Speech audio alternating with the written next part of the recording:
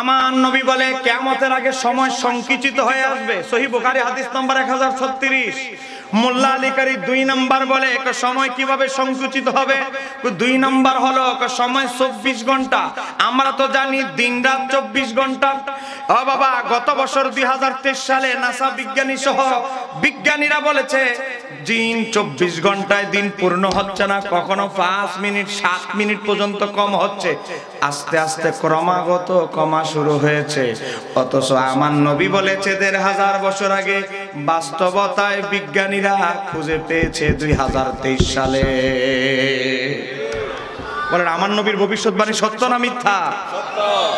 একটা ভবিষ্যৎবাণী এখনো নাস্তিকরা মিথ্যা প্রমাণ করতে পারে নাই। হয়তো কিছুদিন আগে বলেছে মিথ্যা, যখন কিছুদিন পরে ঘটে গিয়েছে তখন জবান তালা। একটু জোরে কন্যা ঠিক কি রে? কথা বলবেন, আওয়াজ দিবা। এরপরে আমার নবী বলছে কয় কিয়ামতের আগে দেখবা, কয় কি দেখবা? ওয়া তাজহারাল ফিতানু, চতুর্দিকে ফিতনা ফাসাদে ভরে যাবে। আজকে আমরা চতুর্দিকে যা দেখছি শুধু ফিতনা আর ফিতনা, ফিতনা আর ফিতনা। কথা কর না কেন, ঠিক কিনা? এ বাবা, আমাদের মাথায় থাকে টুপি। বলেন আমাদের মাথায় কি? টুপি থেকে নিচ পর্যন্ত এখন সবকিছু নিয়েই ফিতনা। টুপি আমার নবীর সুন্নাত, এটা নিয়েও ফিতনা। এই ফিতনা আপনি 20 বছর আগেও ছিল না। এ জলমবাসীরা রাগ করতে পারেন, আমি হক কথাগুলো বলছি, কিন্তু আমার কথাগুলো অযৌক্তিক হলে স্টেজে আসবেন, আমারে বুঝাই দিয়ে যাবে। আমি বক্তা দেখে গেলে আমি বেশি বুঝি এমনটা নয়। এই কিছে তো এই কথা বলে কেন? কথা না কথা লাইট মারে কিছে? লাইটটা বাইদ দিয়ে চালাইস, কিঞ্চ শক করে জলম বাজার আইছস। হ্যাঁ, পকেটের ভিতরে ঢুকা। এই যে যে যে ঢুকা, আগে ঢুকা। এর আগে একটা মারছে, আবার এখন হেতে হেতে শুরু করছে। গভীর মনোযোগ। টুপি আমার নবীর সুন্নাত। বলেন কোন সন্দেহ আছে? এ জলমবাসী বলেন টুপি, এই টুপিটা আমার নবীর সুন্নাত। কোন সন্দেহ আছে? আরো জোরে বলতে হবে, সন্দেহ আছে? কিন্তু আজকে টুপি নিয়েও আজকে সমস্যা। এ দেখেন, এক বেচারা বই লিখেছে, কারণ আমাকে বলা হয়েছে ঈমান আকীদা ফিতনা ফাসাদের যুগে কিভাবে হেফাজত করবে, সেই লাইনগুলো, সেই হেডলাইনগুলো, সেই কলামগুলো, সেই নির্দেশনাগুলো বলার জন্য। দেখেন, এক বেচারা বই লিখেছে, নাম হলো লেখকের আব্দুর রাজ্জাক বিন ইউসুফ। বইয়ের নাম অনেক সুন্দর, রাসূল সাল্লাল্লাহু আলাইহি সাল্লামের সালাত।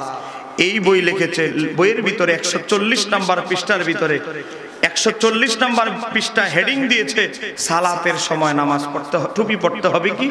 নামাজ পড়ার সময় সালাত পড়ার সময় কি টুপি দরকার আছে? রাসূল সাল্লাল্লাহু আলাইহি সাল্লাম টুপি মাথায় দিয়ে সালাত আদায় করতেন, তার কোনো প্রমাণ নেই। আর একটু জোরে বলেন না। এ বলেন আমরা টুপি নামাজ পড়তে গিয়ে টুপি পড়তাম কি পড়তাম না? এই যে গতকালকে জুমার নামাজ পড়লেন, এই জুমার নামাজে কি টুপি ছাড়াই বললেন না টুপি সহ? এ বলেন এই টুপিটা কার সুন্নাত? এ জলমবাসীরা আপনারা কি আমাকে ভয় পাচ্ছেন নাকি? বলেন না টুপিটা কার সুন্নাত? এই হুজুর বলে নবী জীবনে টুপি পড়ছে, তারই কোনো প্রমাণ নাই। তাহলে এই টুপি কিনা যে জীবনে এতগুলো টাকা খরচ করলেন, সব টাকা বঙ্গোপসাগরে বেঁচে গেছে, অপচয়। এ বাবা, টুপি পরে যদি নামাজ পড়া রাসূলুল্লাহর সুন্নাত না হয়, টুপি যদি নবী জীবনে কোনোদিন নামাজে নাই পড়ে থাকে, টুপি নবী নাই পড়ে থাকে, তাহলে তুমি হুজুর কেন টুপি পরে নামাজ পড়ো? এটা আমরা জলমবাসী জানতে চাই। এই কথা বলে না কেন, ঠিক কিনা? হে জানে ফিসার বাড়ি একটা শরীর থেকে মাটিত পড়বে না যদি টুপি ছাড়া ইমামতিতে লড়ায়া যায়। কথা কনা কেন, ঠিক কিনা? তো তুমি ফতোয়া দিলা নবী জীবনে কোনোদিন টুপি পরে নাই, তো নবী যেটা না করে এটা হলো বেদাত। তো তুমি নিজেই বলতেছো বেদাত, আবার নিজেই বেদাতের কাজ করো। নিজেই যার ফতোয়া দিয়া তুমি নিজে ফতোয়া দিয়া নিজেই মোল্লা আমল করো না, তোমার ফতোয়া শুনে মানুষ কিভাবে আমল করবে? এই কথা বলে না কেন, ঠিক কিনা? আপনাকে রাগ করতেছে? আমার নবী বলেছে কিয়ামতের আগে এমন একটা অবস্থা হবে। কি হবে? ওয়া তাজহারাল ফিতানু, কিয়ামতের আগে এমন এক অবস্থা হবে চতুর্দিকে ফিতনা ফাসাদে ভরে যাবে। আজকে টুপি থেকে শুরু করে সব জায়গায় ফিতনা। দোয়া করবেন ফিতনা বেদাত। এ বাবা, মা বাবার জন্য দোয়া করবেন, কয় ফিতনা ফিতনা ফিতনা। কথা কোন ঠিক কিনা, ঠিক কিনা? বাজান বসে, আমার বাজান এনা বসে, স্টেজটা দেখা যায় একদম ফাঁকা, আমার স্টেজে কেউ নাই। বাজান আসছে, বাজানের দোয়া নিয়ে আবার নতুন করে ওয়াজ শুরু করতেছে, যেরকম মারহাবা। আমার সাথে বাজানের বক্তা হিসাবে কোশ্চিন কালেও সম্পর্ক নয়, আমার সাথে বাজানের সম্পর্ক হচ্ছে বাপ ছেলে। একটু যেরকম মারহাবা। আমার বাজানে জীবনে ভাগ্যগুণে একবার চিটাং আমার বাজানটা জোর করে রেখে দিয়েছিলাম, আমার বাসা আজকে বেড়াইতেই হবে, জোর করে রেখে দিয়েছে, বাসে উঠে যাচ্ছে, আমাকে জোর করে রেখে দিয়েছি। আমার বাজানের আল্লাহ হায়াতে এলেমে সুস্থতার সাথে বরকত দান করে, জোরে বলে আমিন। গভীর মনোযোগ। আমি ফিতনা ফাসাদ ঈমান আকীদা হেফাজতের জন্য কথা বলবো। আমার সাবজেক্টটা কিন্তু কোনো অন্যান্য কাহিনীর সাবজেক্ট নয়, ঈমান আকীদা, এজন্য একটু মনোযোগটা একটু সতেজ লাগবে। মনোযোগ।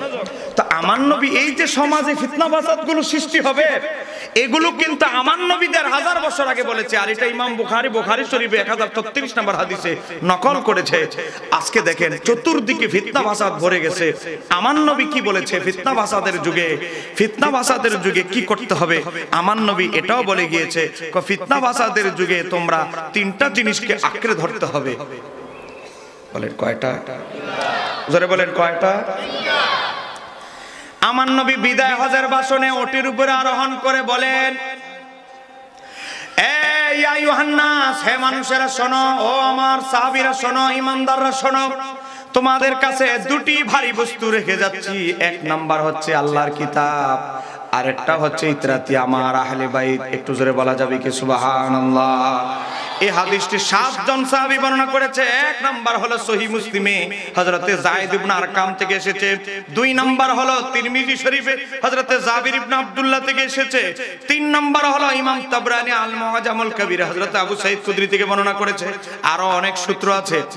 আবার অন্য রাওয়ায়াতে এসেছে, হযরতে আব্দুল্লাহ ইবনে আব্বাস রাওয়ায়াত করেছেন, যেটা ইমাম হাকিম আল মুস্তাদরাক আলা সহিহাইনে নকল করেছে। ইমাম হাকিম বলে হাদিসটা সহিহ মুসলিমের শর্তানুসারে সহিহ। আমার নবী বলে, আমি তোমাদেরকে 2টি জিনিস দিয়ে যাচ্ছি, 2টি জিনিসকে ফলো করার জন্য। 1 নাম্বার আল্লাহর কিতাব, 2 নাম্বার হচ্ছে আমি নবীর সুন্নাহ। এ বাবা, অপর দিকে আমার নবীকে জিজ্ঞাসা করা হলো, উম্মতে মুহাম্মাদি 72 দল 73 দল হবে, বনি ইসরাইল 72 দল হয়েছে।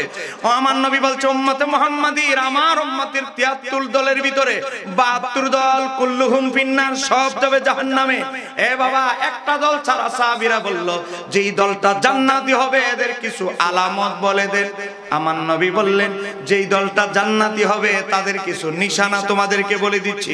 যেই দলটা আমি নবীকে জীবন দিয়ে ভালোবাসবে, আমার আদর্শকে ভালো করবে, যেই দলটা আমার সাহাবায়ে কেরামদেরকে ভালো করবে, বিদায় হজে বলেছেন আহলে বাইতকে ভালো করবে, তারাই হবে জান্নাতি দল।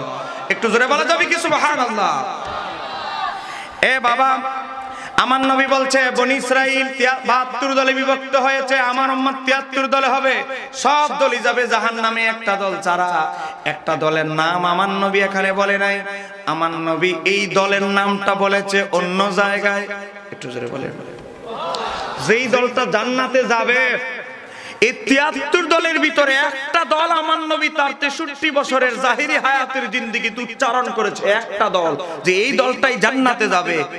সেই দলটা সম্পর্কে আমি 2 মিনিটে আপনাদেরকে সংক্ষিপ্ত পরিচয় তুলে ধরতে চাই। বলবো? দেখে, আমার হাতে দেখতে পাচ্ছেন কোরআনুল কারীম, কোরআন শরীফ। বলেন এটা কোন শরীফ? পিছনের ভাইরা বলেন না এটা কি শরীফ? এই কোরআন শরীফে 3 নাম্বার একটা সূরা আছে। এই সূরাটার নাম হচ্ছে সূরা আল ইমরান।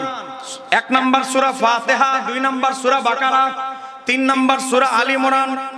এই সূরা আল ইমরানের 106 নাম্বার আয়াত। বলেন আয়াত নাম্বার কত? 106। একটু জোরে বলেন না 100। ঈমান আকীদার ওয়াজ আমি বলবো আর আপনি ঘুমায় যাবেন। এই আকীদা, এই ওয়াজ শুনলে 1 পয়সা লাভ হবে না, কারণ আকীদার ওয়াজ ঘুমায়া ঝিমঝিম করে শুনলে 1 পয়সা লাভ নাই। বসছেন যেহেতু একটা ঘন্টা একটু মনোযোগ দিয়ে শোনেন। এ বাবা, 73 দলে হলেও উম্মতে মুহাম্মাদির কিন্তু বাড়িঘর হবে 2 জায়গায়। কারণ 72 দলের বাড়িঘর হবে 1 জায়গায়, কোথায়? জাহান্নাম। আর জান্নাতি দলের বাড়িঘর হবে 1 জায়গায়, জান্নাত। এই কথাটা বলতে গিয়ে আমার আল্লাহ সূরা আলে ইমরান আয়াত নাম্বার 106 এর মধ্যে আমার আল্লাহ বলে, কই কি বলে, ইয়াউমা তাবিয়াদ্দু উজুহুন, হাসরের ময়দানে এক দলের চেহারা হবে উম্মত মুহাম্মাদির শুভ্র নূরানি, যাদের চেহারা থেকে নূর নূর চমকাতে থাকবে।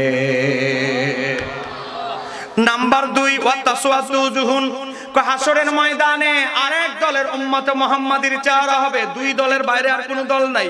আমার আল্লাহ বলে হাসরের ময়দানে উম্মত মুহাম্মাদির এক দলের চেহারা হবে ইয়াউমা তাবিয়াদ্দু উজুহুন, এক দলের চেহারা হবে শুভ্র নূরানি, যাদের চেহারা থেকে নূর চমকাবে। আরেক দল হবে ওয়া তাসওয়াদু উজুহুন, আরেক দলের চেহারা হবে এমন কুৎসিত কালো, আমাবস্যার রাত যেমনি ভাবে অন্ধকারময়, তাদের চেহারাটা হবে এমন কুৎসিত। এ বাবা, কাদের চেহারা থেকে নূর চমকাবে আর কাদের চেহারাটা কুৎসিত হবে জানার দরকার আছে না নাই? একটু জোরে বলেন না, জানার দরকার আছে না নাই? এ বাবা, যারা আজকে আহলে সুন্নাত ওয়াল জামাতের নাম শুনলে যাদের অনেক কষ্ট হয়, তাদের কিতাব থেকে আগে দেখাচ্ছি আপনাদেরকে। আমার হাতে একটা কিতাব দেখতে পাচ্ছেন, এই দেখেন, এই বইটার বইটার নাম হচ্ছে মাজমাউল ফাতাওয়া, লিখেছেন ইবনে তাইমিয়া। আপনি কুমিল্লা টাউনে যাবেন, এটা তো কুমিল্লা জেলা, কুমিল্লা টাউনে যাবেন, গিয়ে আপনি দেখবেন ওনার নামে স্কুল আছে, ইবনে তাইমিয়া স্কুল। কত ভালোবাসে এই বেচারার নামে স্কুল পর্যন্ত আছে। এই ইবনে তাইমিয়া 32 খণ্ডে একটা কিতাব লিখেছে, ফাতোয়ার কিতাব। সেই ফাতোয়ার কিতাবের নাম বলা হয় মাজমাউল ফাতাওয়া। এটা 19 নম্বর খণ্ড, বাজান ঠিক আছে, 19 নম্বর খণ্ড। এই কিতাবটা 32 খণ্ড কিনতে আমার 22,500 টাকা খরচ হয়েছে। এত টাকা দিয়ে আপনাদের বড় হুজুরের কিতাবটা কিনলাম, আর কিতাবটার ভিতরে কি আছে, 22,500 টাকা যে খরচ করলাম, কিতাবের কি গুণগান, কিতাবের ভিতরে কি আছে, এটা জাতির তো একটু জানানোর দরকার। এই কথা কন্যা কেন ঠিক কি না? ইবনে তাইমিয়া তার এই ফাতোয়ার কিতাবের 19 নম্বর খণ্ড 64 নম্বর পৃষ্ঠা, 64 নম্বর পৃষ্ঠা, ইবনে তাইমিয়া এই আয়াত, ওই কোন আয়াত, সূরা আলে ইমরান 106, এক দলের উম্মত মুহাম্মাদির চেহারা হবে নূরানি, এক দলের চেহারা হবে কুৎসিত কালো। সুন্দর চেহারাটা কাদের হবে? নূরানিময় চেহারা সুরত কাদের হবে? ইবনে তাইমিয়া এই আয়াতের ব্যাখ্যা করতেছে। ক্বালা ইবনে আব্বাস, রাইসুল মুফাসসিরিন হযরতে আব্দুল্লাহ ইবনে আব্বাস বলে, কই কোন আব্দুল্লাহ ইবনে আব্বাস? কই যিনি আমার নবীর আপন চাচা হযরতে আব্বাসের শাহজাদা। কই কোন আব্দুল্লাহ ইবনে আব্বাস? যিনি কিয়ামত পর্যন্ত, সাহাবীদের যুগ থেকে কিয়ামত পর্যন্ত উম্মতের যিনি সবচেয়ে বড় মুফাসসির, সেই হযরতে আব্দুল্লাহ ইবনে আব্বাস বলে। কয় কোন আব্দুল্লাহ ইবনে আব্বাস? কয় ওই আব্দুল্লাহ ইবনে আব্বাস যিনি সাহাবীদের মধ্যে সবচেয়ে বড় 7 জন বড় মুফতি ছিলেন। এক নম্বর আব্দুল্লাহ ইবনে মাসউদ, হযরতে মাওলা আলী, হযরতে ওমর, হযরতে মায়েশা, হযরতে আব্দুল্লাহ ইবনে আব্বাস, আব্দুল্লাহ ইবনে ওমর, যায়েদ ইবনে সাবিত। এই 7 জনের ভিতরে একজন হচ্ছে হযরতে আব্দুল্লাহ ইবনে আব্বাস। হ্যাঁ, আব্দুল্লাহ ইবনে আব্বাসের মত ইবনে তাইমিয়া তার কিতাবে তুলে ধরছে। ক্বালা ইবনে আব্বাস, হযরতে আব্দুল্লাহ ইবনে আব্বাস বলে, তাবিয়াদু উজুহুন, হাসরের ময়দানে যাদের চেহারা থেকে নূর নূর চমকাবে, কই সেই দলটার নাম কি জানেন? ইবনে তাইমিয়া বলে ইবনে আব্বাসের বরাতে, কই সেই দলের নাম হলো আহলে সুন্নাত ওয়াল জামাত। একটু জোরে বলা যাবে কি আল্লাহু আকবার? বাজান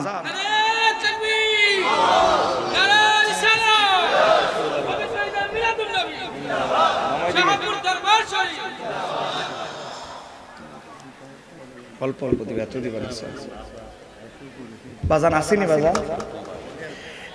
বাবা দেখেন, ইবনে তাইমিয়া তা আবার নিজের বক্তব্যে নয়, আমার নবীর সাহাবীদের যুগ থেকে কিয়ামত পর্যন্ত উম্মতের যিনি সবচেয়ে বড় মুফাসসির, যার টাইটেল হলো রাইসুল মুফাসসিরিন, তিনি এই আয়াতের ব্যাখ্যা করছে। বাবারে, এটা ছোটভাবে দেখলে হবে না। আমরা কোরআন শিখেছি আমাদের ওস্তাদ থেকে, আমাদের শাহ আলম হুজুর কোরআন শিখেছে ওনার ওস্তাদ থেকে, ওনার ওস্তাদ কোরআন শিখেছে ওনার ওস্তাদ থেকে, আর সাহাবীরা কোরআন শিখেছে রাহমাতাল লিল আলামিনের দরবার থেকে। কথা কোন কেন ঠিক কি না? যেই সাহাবী আব্দুল্লাহ ইবনে আব্বাস বলতেছে কিয়ামতের ময়দানে যাদের চেহারা থেকে নূর চমকাবে, এই দলটা আর কোন দল নয়, এই দলটা হচ্ছে আহলে সুন্নাত ওয়াল জামাত। তাহলে আহলে সুন্নাত ওয়াল জামাতের অনুসারী হতে পেরে আমরা খুশি না বেজার? একটু জোরে বলেন না, খুশি না বেজার? আবার কথা বলছি না, তখন লাগে আদা আনতে এসির বাতাসে গলাটা ইয়ে হয়ে আছে, তাড়াতাড়ি বলো। এই দেখেন এবার উনাদের ফতোয়ার কিতাব দেখাইলাম। কাদের ফতোয়ার কিতাব? যারা এভাবে হাত বাঁধে, পা দুইটা না ছড়ায়া, 3 গুণ জায়গা যাদের লাগে, কথা কোন আছে না নাই? উনাদের বড় হুজুর, আমাদের বিরোধী ভাইদের বড় হুজুর, উনাদের বড় হুজুরের কিতাব থেকে, ফতোয়ার কিতাব থেকে দেখালাম, ফতোয়ার কিতাব, তা আবার উনার জীবনের সর্বশ্রেষ্ঠ কিতাব। এবার আপনাদেরকে দেখাচ্ছি আমাদের বিরোধী ভাইদের তাফসীরের কিতাব থেকে। দেখেন এই কিতাবটার নাম হচ্ছে তাফসীর ইবনে কাসির, বাংলা বই না, আবার আপনি ধরে ফিরে ফেলতে পারবেন না। এটা পড়তে হলে 17 বছর পড়তে হবে, 17 বছর আলিয়া মাদ্রাসায়, তারপরে গিয়ে এটা ধরতে দেওয়া হয়। আর আলিয়া কামিল মাদ্রাসায় তাফসীর বিভাগে, তা আবার তাফসীর বিভাগে যারা পড়ে শুধু তারা পড়ে। ইমাম ইবনে কাসির তাফসীর ইবনে কাসিরে নকল করছেন, 480 পৃষ্ঠা, প্রথম খণ্ড, দারুল হাদিস কায়রো, মিশরের ছাপা, প্রকাশনা সহ বলে দিচ্ছি, যাওয়ার পরে আবার ভেজাল না যেন না করতে পারে। এই দেখেন বাজার, আপনি একটু দেখেন, ভুল বললেও বললেন, সঠিক বললেও বললেন। এ বাবা, গতকালকে মাহফিল করছি শাহস্তাগঞ্জে, 5 জন শুধু কামিল মাদ্রাসার প্রিন্সিপাল ছিল, সেখানেও বলেছে আপনারা ভুল হলে আমারে ধরবেন। কামিল মাদ্রাসার অধ্যক্ষ থাকে, বিশ্ববিদ্যালয়ের অধ্যাপক থাকে, কিন্তু আমরা একটা বিশ্বাস রাখি, হক কথা যে কোনো মঞ্চে বলা যায়, কথা কন ঠিক কি না? এবার আসেন ইবনে তাইমিয়া তাফসীর, তো ওনার কিতাব থেকে তো ওনার এই আয়াতের তাফসীর দেখাইলাম। এবার দেখাচ্ছি তাফসীর ইবনে কাসির। যেই তাফসীর ইবনে কাসির আমাদের বিরোধী ভাইয়েরা বিবাহের অনুষ্ঠানে, খতনার অনুষ্ঠানে, বিভিন্ন অনুষ্ঠানে এটার বাংলা অনুবাদটা মানুষদেরকে উপহার দেয়। সেই তাফসীর ইবনে কাসিরে বলতেছে ইমাম ইবনে কাসির কথা বিয়াদুজহুল, হাসরের ময়দানে যেই দলের চেহারা থেকে নূর চমকাবে, ইমাম ইবনে কাসির উল্লেখ করতেছে 3 শব্দ, সেই দলটা হচ্ছে একমাত্র একটা দল, সেই দলের নাম আহলে সুন্নাত ওয়াল জামাত। তারপর ইমাম ইবনে কাসির বলতেছে ওয়াতাসওয়াদুজুহুন, যাদের চেহারা কুৎসিত হবে, তারা কারা? তারা হচ্ছে আহলুল বিদআতি ওয়াল ফিরকাতি, যত 72 ফিরকা আছে তাদের চেহারাটাকে আমার আল্লাহ এমন কুৎসিত বানায় দিবেন, এ বাবা ফেরেশতারা, নবীরা, শহীদরা, গাজীরা দেখা মাত্রই বুঝে ফেলবে এ বেজাল দলের সদস্য ছিল দুনিয়াতে, খারিজি ছিল, মুতাযালা ছিল, শিয়া ছিল, ওয়াহাবি ছিল, কোন না কোন 72 ফিরকার অন্তর্ভুক্ত সে ছিল। এজন্য আমার আল্লাহ তার চেহারাটা নোংরা বানিয়ে দিয়েছে, তার চেহারাটার মধ্যে এমন একটা পরিস্থিতি বানিয়ে দিয়েছে, বাবা ভয়ানক চেহারা হবে বাতিলপন্থীদের। এ বাবা ইমাম ইবনে কাসির এই তাফসীরটা লিখেছে আজ থেকে 720 বছর আগে। বলেন কয়শো? আপনাদের এলাকায় কি 720 বছর বেঁচে আছে এমন লোক আছে? তখন বাংলাদেশে ইসলাম এই বড়ুরায় আসেও নাই। শাহজালাল এমনই 700 কততম উরুস চলে গেছে ওটা। এ বাবা 720 বছর আগে ইমাম ইবনে কাসির এই ব্যাখ্যা করেছে যে আহলে সুন্নাত ওয়াল জামাত জান্নাতি দল, তাদের চেহারা থেকে নূর চমকাবে। তারপর ইমাম ইবনে কাসির বলে, এটা আমার ব্যক্তিগত ব্যাখ্যা নয়, রায় নয়, এটা কার ব্যাখ্যা? ক্বালাহু, এই কওলটা হচ্ছে ইবনে আব্বাস রাদিয়াল্লাহু তাআলা আনহুমা, নবীর আপন চাচাতো ভাই, নবীর সাহাবীদের যুগ থেকে কিয়ামত পর্যন্ত উম্মতের যিনি সবচেয়ে বড় মুফাসসির, এই আয়াতের তিনি ব্যাখ্যা করেছেন। চিৎকার দিয়ে বলতে হবে সুবহানাল্লাহ। এবার আসে খোলাসা কথায় আস, ওই যে 2 মিনিট বললাম এই যে আয়াতের ব্যাখ্যা করার জন্য আপনাদের কাছে সময় চেয়েছি। এবার আসেন কোরআন নাজিল হয়েছে কার উপর? আমার নবীর উপর। জোরে বলেন, কোরআন নাজিল হয়েছে কার উপর? আমাদের নবীর উপর। কোনো সন্দেহ আছে নাকি? তাহলে নবীর উপরে যদি কোরআন নাজিল হয়ে থাকে, আমার নবীর চাইতে কি কোরআন কারো পক্ষে বেশি বোঝা কি সম্ভব? সম্ভব নয়, কোশ্চিন কালেও সম্ভব নয়। দেখেন আমার নবী এই আয়াতের কি ব্যাখ্যা করেছে। আমার হাতে একটা তাফসীরের কিতাব দেখতে পাচ্ছেন, এটা বাংলা বই না, জের জবর দেওয়া না, দৈরি আপনি পড়ে ফেলবেন। এই তাফসীরটা লিখেছেন 9ম শতাব্দীর মুজাদ্দিদ ইমাম জালালউদ্দিন সুয়ুতী, আদ-দুররুল মানসুর। যেই জালালউদ্দিন সুয়ুতী জাগ্রত অবস্থায় আমার নবীকে 72 বার দিদার লাভ করেছে। যে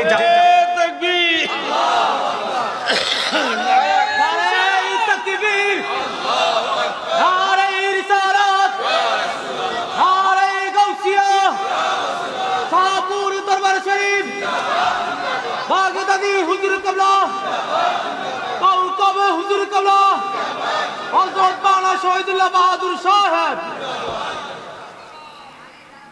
কোথায় আলী কোথায়? আপনার কি বিরক্ত হচ্ছে? আমার কথাগুলো একটু করা, আমি আগেই বলছি, আমার কথা আবার একটু সবাই নিতে পারে না। মনোযোগ। ইমাম জালালউদ্দিন সুয়ুতী এই তাফসীরটা লিখেছে 15 খণ্ডে, এটা 3 নাম্বার খণ্ড, এটার পরে আরো 12 খণ্ড আছে, এটার আগে আরো 2 খণ্ড আছে। এই কিতাবটা আমি কিনেছি প্রায় 26,000 টাকা খরচ করে। এটা একটা মাত্র খণ্ড, এবার বুঝেন 15 খণ্ড কতটুকু। বাবা, বিশাল সিন্ধু বাংলা বই দেখে কিন্তু কথাগুলো বলছি, আমি কিন্তু পড়াশোনা করে রিসার্চ করে কথাগুলো বলছি, একটু মনোযোগ দিয়ে শোনেন। আপনারা তো গজল আর কাহিনীর ওয়াজ শুনে ব্যস্ত। আজকে আমাদের সমাজ একেবারে ধ্বংসের দ্বার প্রান্তে। আজকে এক গ্রামে 41তম মাহফিল হয়েও গ্রাম ওয়াহাবিয়ে ভরপুর। তার কারণ 41 বছর মাহফিল হয়েছে শুধু গানের বক্তা। এই গানের বক্তা এক কিছু লাভ হয় নাই, গোটা সমাজ এখন ওয়াহাবি। এরকম বহু মাহফিল করতেছি, গ্রামে গিয়ে 80% ওয়াহাবি, অথচ 10 বছর আগে এই গ্রাম ছিল সুন্নি। কেন? 41তম মাহফিল করে 1 পয়সা লাভ হয় নাই। এই ওয়াজ মাহফিল করে লাভ নাই। বাবা, গভীর মনোযোগ। এই ইমাম জালালউদ্দিন সুয়ুতীর গ্রহণযোগ্যতা কি? যার কিতাব কওমি মাদ্রাসায় পড়ানো হয়, ওনার কিতাবের নামে কওমি মাদ্রাসা একটা ক্লাস আছে। বরুড়া কওমি মাদ্রাসায় যাবেন, গিয়ে দেখবেন, জিজ্ঞাসা করবেন, ভাই জালালাইন নামে কি আপনাদের কোনো ক্লাস আছে? বলবে হ্যাঁ, আমি তো জালালাইনে পড়ি। এই জালালাইন কিতাবের যিনি লেখক, তিনিও এই কিতাবের লেখক। যেরকম না মারহাবা। আপনি আলিয়া মাদ্রাসায় যাবেন, বরুড়া কামিল মাদ্রাসায় 30 তারিখে আমার দাওয়াত আছে, মাগরিব থেকে এশা। বাবা, বরুড়া কামিল মাদ্রাসায় গেলেও আপনি দেখবেন ফাজিল একটা ক্লাস আছে। এই ফাজিল ক্লাসে 100 নম্বরের পরীক্ষা দিতে হয় এই জালালাইন কিতাবের উপর। বাবা, আপনি যদি অনার্স করতে যান, অনার্স মাস্টার্স, আপনি যদি হাদিস বিষয়ে করতে যান, উনার উসুল হাদিসের কিতাব তাদরিবুর রাবি পড়তে হবে। আপনি যদি কোরআন নিয়ে অনার্স করতে যান, উনার উলুমুল কোরআন বিষয়ক কিতাব আলিফ কান পড়তে হবে। বাবা, আপনি মুফতি হতে যান, আপনি মুফাসসির হতে যান, আপনি মুহাদ্দিস হতে যান, উনার কিতাব পড়া ছাড়া কোনো গতি নাই।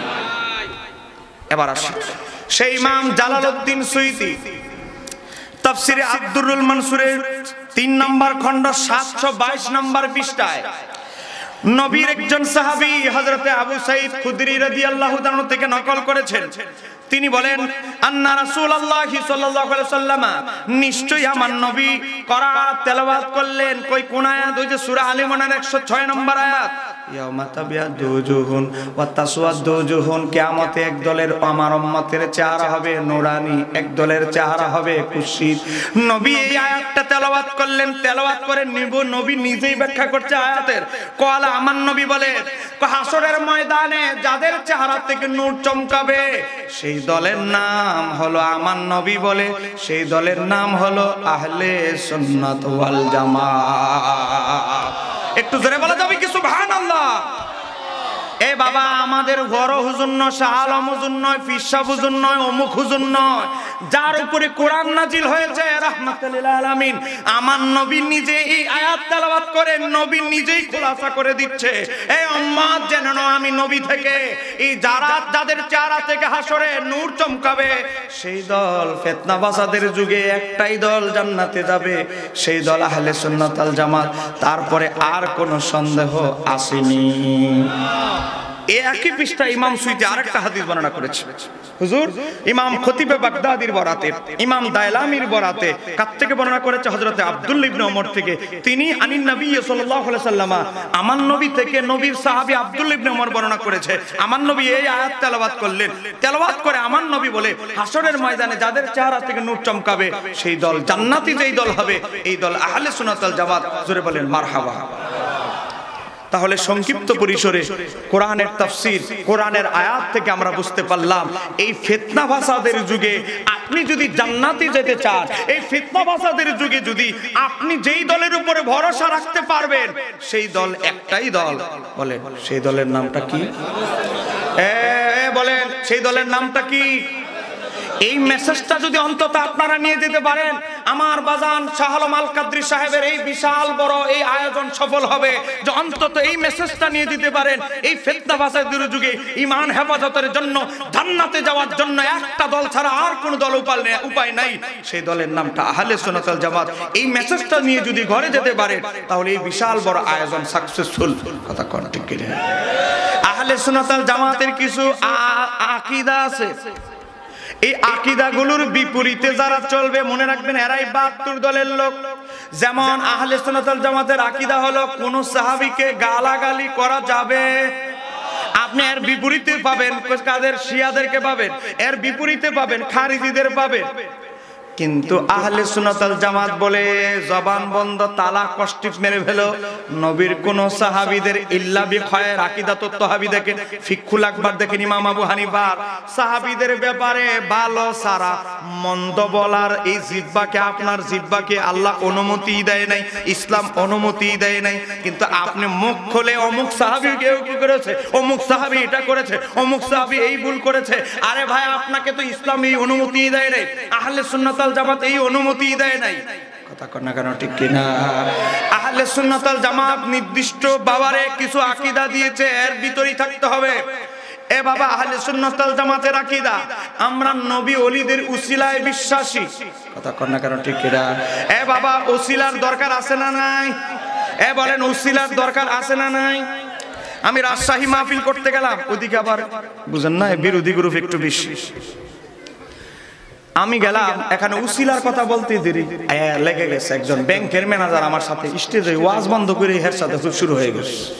এ বাবা, উসিলার কথা বললে আমাদের কিছু ভাইদের শিরিক শিরিক ফতুয়ার গন্ধ পাওয়া যায়। কথা কন না কেন? ঠিক কি না? আজকে দেখেন আমাদের আদি পিতা আদম আলাইহিস সালাম, সবাই আমরা তার বংশধর। কথা কন না কেন? ঠিক কি না? আমি আধা ঘন্টা কষ্ট দিচ্ছি আপনাদেরকে, বলেন আধা ঘন্টা কি আপনারা আছেন নাকি আবার চলে যাবে? একটু বস, প্রশ্ন থাকলে করবেন, কোনো সমস্যা নাই। আমাদের বাবা আদম আলাইহিস সালামকে যখন আমার আল্লাহ জান্নাতে রাখলেন, আদম নবীর একটা অপারেশন হবে, উনি ঘুমায় আছে।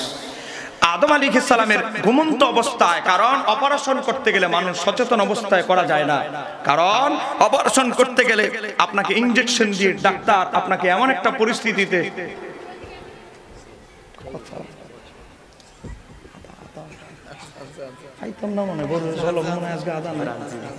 আমি নিজে তোমার দায়িত্বটা দিলাম, আমার গলা কসকস করতে। আপনার কি বিরক্ত হচ্ছে? বলেন, অপারেশন করতে গেলে ডাক্তার কি করে? বেহুশ করে। কথা কন না কেন? ঠিক কিনা? আপনি দাঁতের অপারেশন যদি করতে যান, দাঁতের অপারেশন ডাক্তার হাতে একটা মারবে, আবার মারিতে একটা মারবে। আদম নবীর অপারেশন হবে, অপারেশন এমন ঘুম পাড়া দিলেন আমার আল্লাহ। আদম আলাইহিস সালাম অচেতন অবস্থায় আছেন, বাম পাজরের হাড় খুলে ওনার বিবি হাওয়াকে বানানো হলো। আদম আলাইহিস সালাম বেহুশ থেকে হুশে ফিরলেন, দেখে বাম ডান পাশে সুন্দরী রূপবতী একজন মহিলা বসা। আদম এভাবে ধরতে গেলে ফেরেশতারা বলে, হাত ছাড়েন, হাত ছড়ান, হাত ছড়ান। আদম আলাইহিস সালাম বলে, এমন ভাবে দিছে ধমক ফেরেশতারা, হাত ছড়া। ওনাকে হাত স্পর্শ করেছেন কেন? ওনার গায়ে টাচ করেছেন কেন? ওনারা তো আমার বাম পাজরের হাড় অপারেশন করে সার্জারি করে বানানো হয়েছে, আমি আদম যদি ধরতে না পারি ওনারে কে ধরতে পারবে? ফেরেশতারা বলে, আপনিও ধরতে পারবেন, খালি ধরতে পারবেন না, একসাথে থাকতে পারবেন। আবার বহুত ইতিহাস আছে, এগুলো আল্লাহ জানে। কিন্তু আপনার এখন তাকে স্পর্শ করতে গেলে মহরানা আদায় করতে হবে। বলেন কি করতে হবে? বলেন কি আদায় করতে হবে? মহরানা। আদম, আপনি ওনার মহরানা আদায় করেন, তাহলে উনি আপনার জন্য হালাল হয়ে যাবে, তাকে স্পর্শ করতে পারবেন। আদম আলাইহিস সালাম বললেন, ফেরেশতারা কি দিয়ে মহরানা আদায় করব? আমি তো জানি আল্লাহ যতটুকু আমাকে জ্ঞান দিয়েছে, মহরানা টাকা পয়সা মুদ্রা দিয়ে, স্বর্ণ অলংকার দিয়ে, বস্তু দিয়ে লেনদেন করতে হয়। জান্নাতে তো কোনো লেনদেন চলে না, জান্নাতে তো কোনো দোকানপাট নাই, লেনদেন মুদ্রা চলে না। কি দিয়ে মহারানা আদায় করব? ফেরেশতারা তোমরা বলো। আপনারা মনে করতেছেন আমি কিচ্ছা বলতেছি, কিচ্ছা নয়। দেখেন ইমাম কাস্তালানি কিতাবের নাম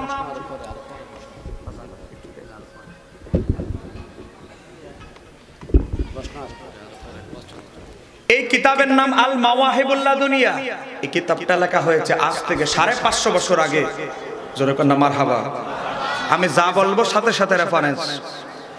ইমাম কাস্তালানি আল মাওয়াহিবুল্লাহ দুনিয়া কিতাব, এটা নবীর সর্বশ্রেষ্ঠ, আরবি ভাষায় নয়, উর্দু, ফার্সি, বাংলা, পৃথিবীর ইতিহাসে নবীর যত জীবনের কিতাব লেখা হয়েছে সবচেয়ে নির্ভরযোগ্য কিতাব, সবচেয়ে প্রসিদ্ধ যে কিতাব, সেই কিতাবের নাম হচ্ছে আল মাওয়াহিবুল্লাহ দুনিয়া। উনি কিতাবের নাম দিয়েছে মাওয়াহিবুল্লাহ দুনিয়া, এলমে লাদুনি প্রাপ্ত জ্ঞান দ্বারা লিখিত কিতাব। ইমাম কাস্তালানি বলে, এই কিতাব আমার নিজের এলেম দিয়ে লেখি নাই। কিভাবে লিখেছেন? আমি নবীর রওজা মোবারকের পাশে শিফা শরীফ পড়াইতাম। আমি ইমাম কাস্তালানি, আমি ঘুমায় গেলাম বিশ্রামে, মসজিদে নববীর একটা পিলারে হেলান দিয়ে যখন ঘুমায় গেলাম, আমি দেখতে পাচ্ছি রাহমাতুল লিল আলামিন রওজা মোবারক থেকে বের হয়ে আমার দিকে আসতেছে। আমি ইমাম কাস্তালানি দেখতে লাগলাম আল্লাহর হাবিব আমার দিকে আসতেছে। আমার নবী আমাকে নির্দেশ দিচ্ছে, আহমদ তুমি আমার সৃষ্টি তত্ত্ব থেকে শুরু করে হাসরের ময়দানে শাফাত পর্যন্ত গোটা আমার সিরাতের উপরে, জীবনের উপরে একটা কিতাব লেখো।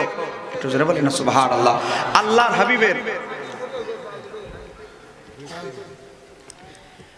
এ দেখেন, এরপরে আল্লাহর হাবিব সাল্লাল্লাহু আলাইহি সাল্লাম বললেন, আহমদ তুমি আমার সৃষ্টি তত্ত্ব থেকে শুরু করে হাসরের শাফাত পর্যন্ত একটা কিতাব লেখো। ইমাম কাস্তালানি বলতে লাগলো, ইয়া রাসূলুল্লাহ আমার কি সেই এলেম আছে?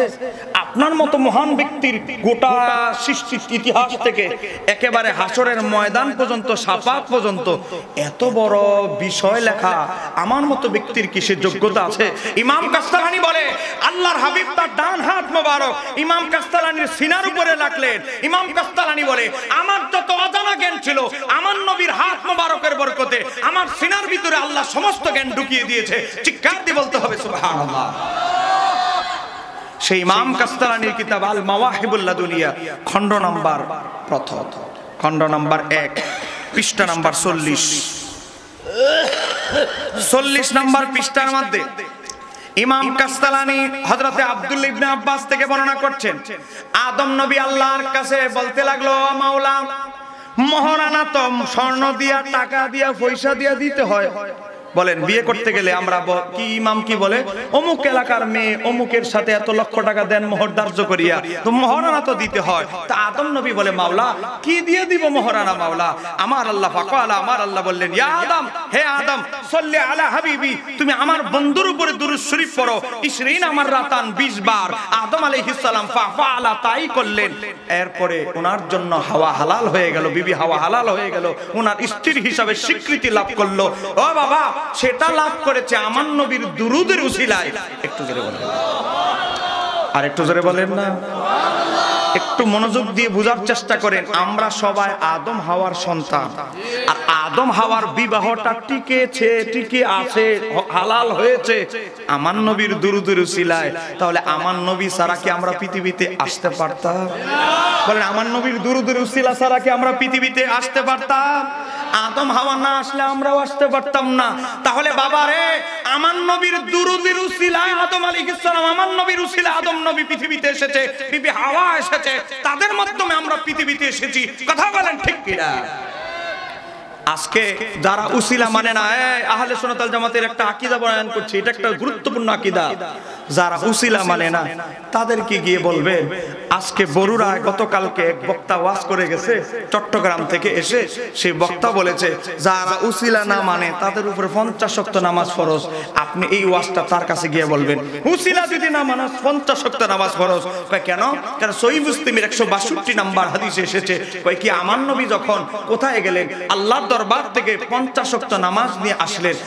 বাবা, সাক্ষাৎ হলো 6 নাম্বার আকাশে মুসা নবীর সাথে। মুসা আলাইহিস সালাম বললেন, আপনার রব আপনার উম্মতকে কি হাদিয়া দিয়েছে? আমার নবী বললেন 50 ওয়াক্ত নামাজ।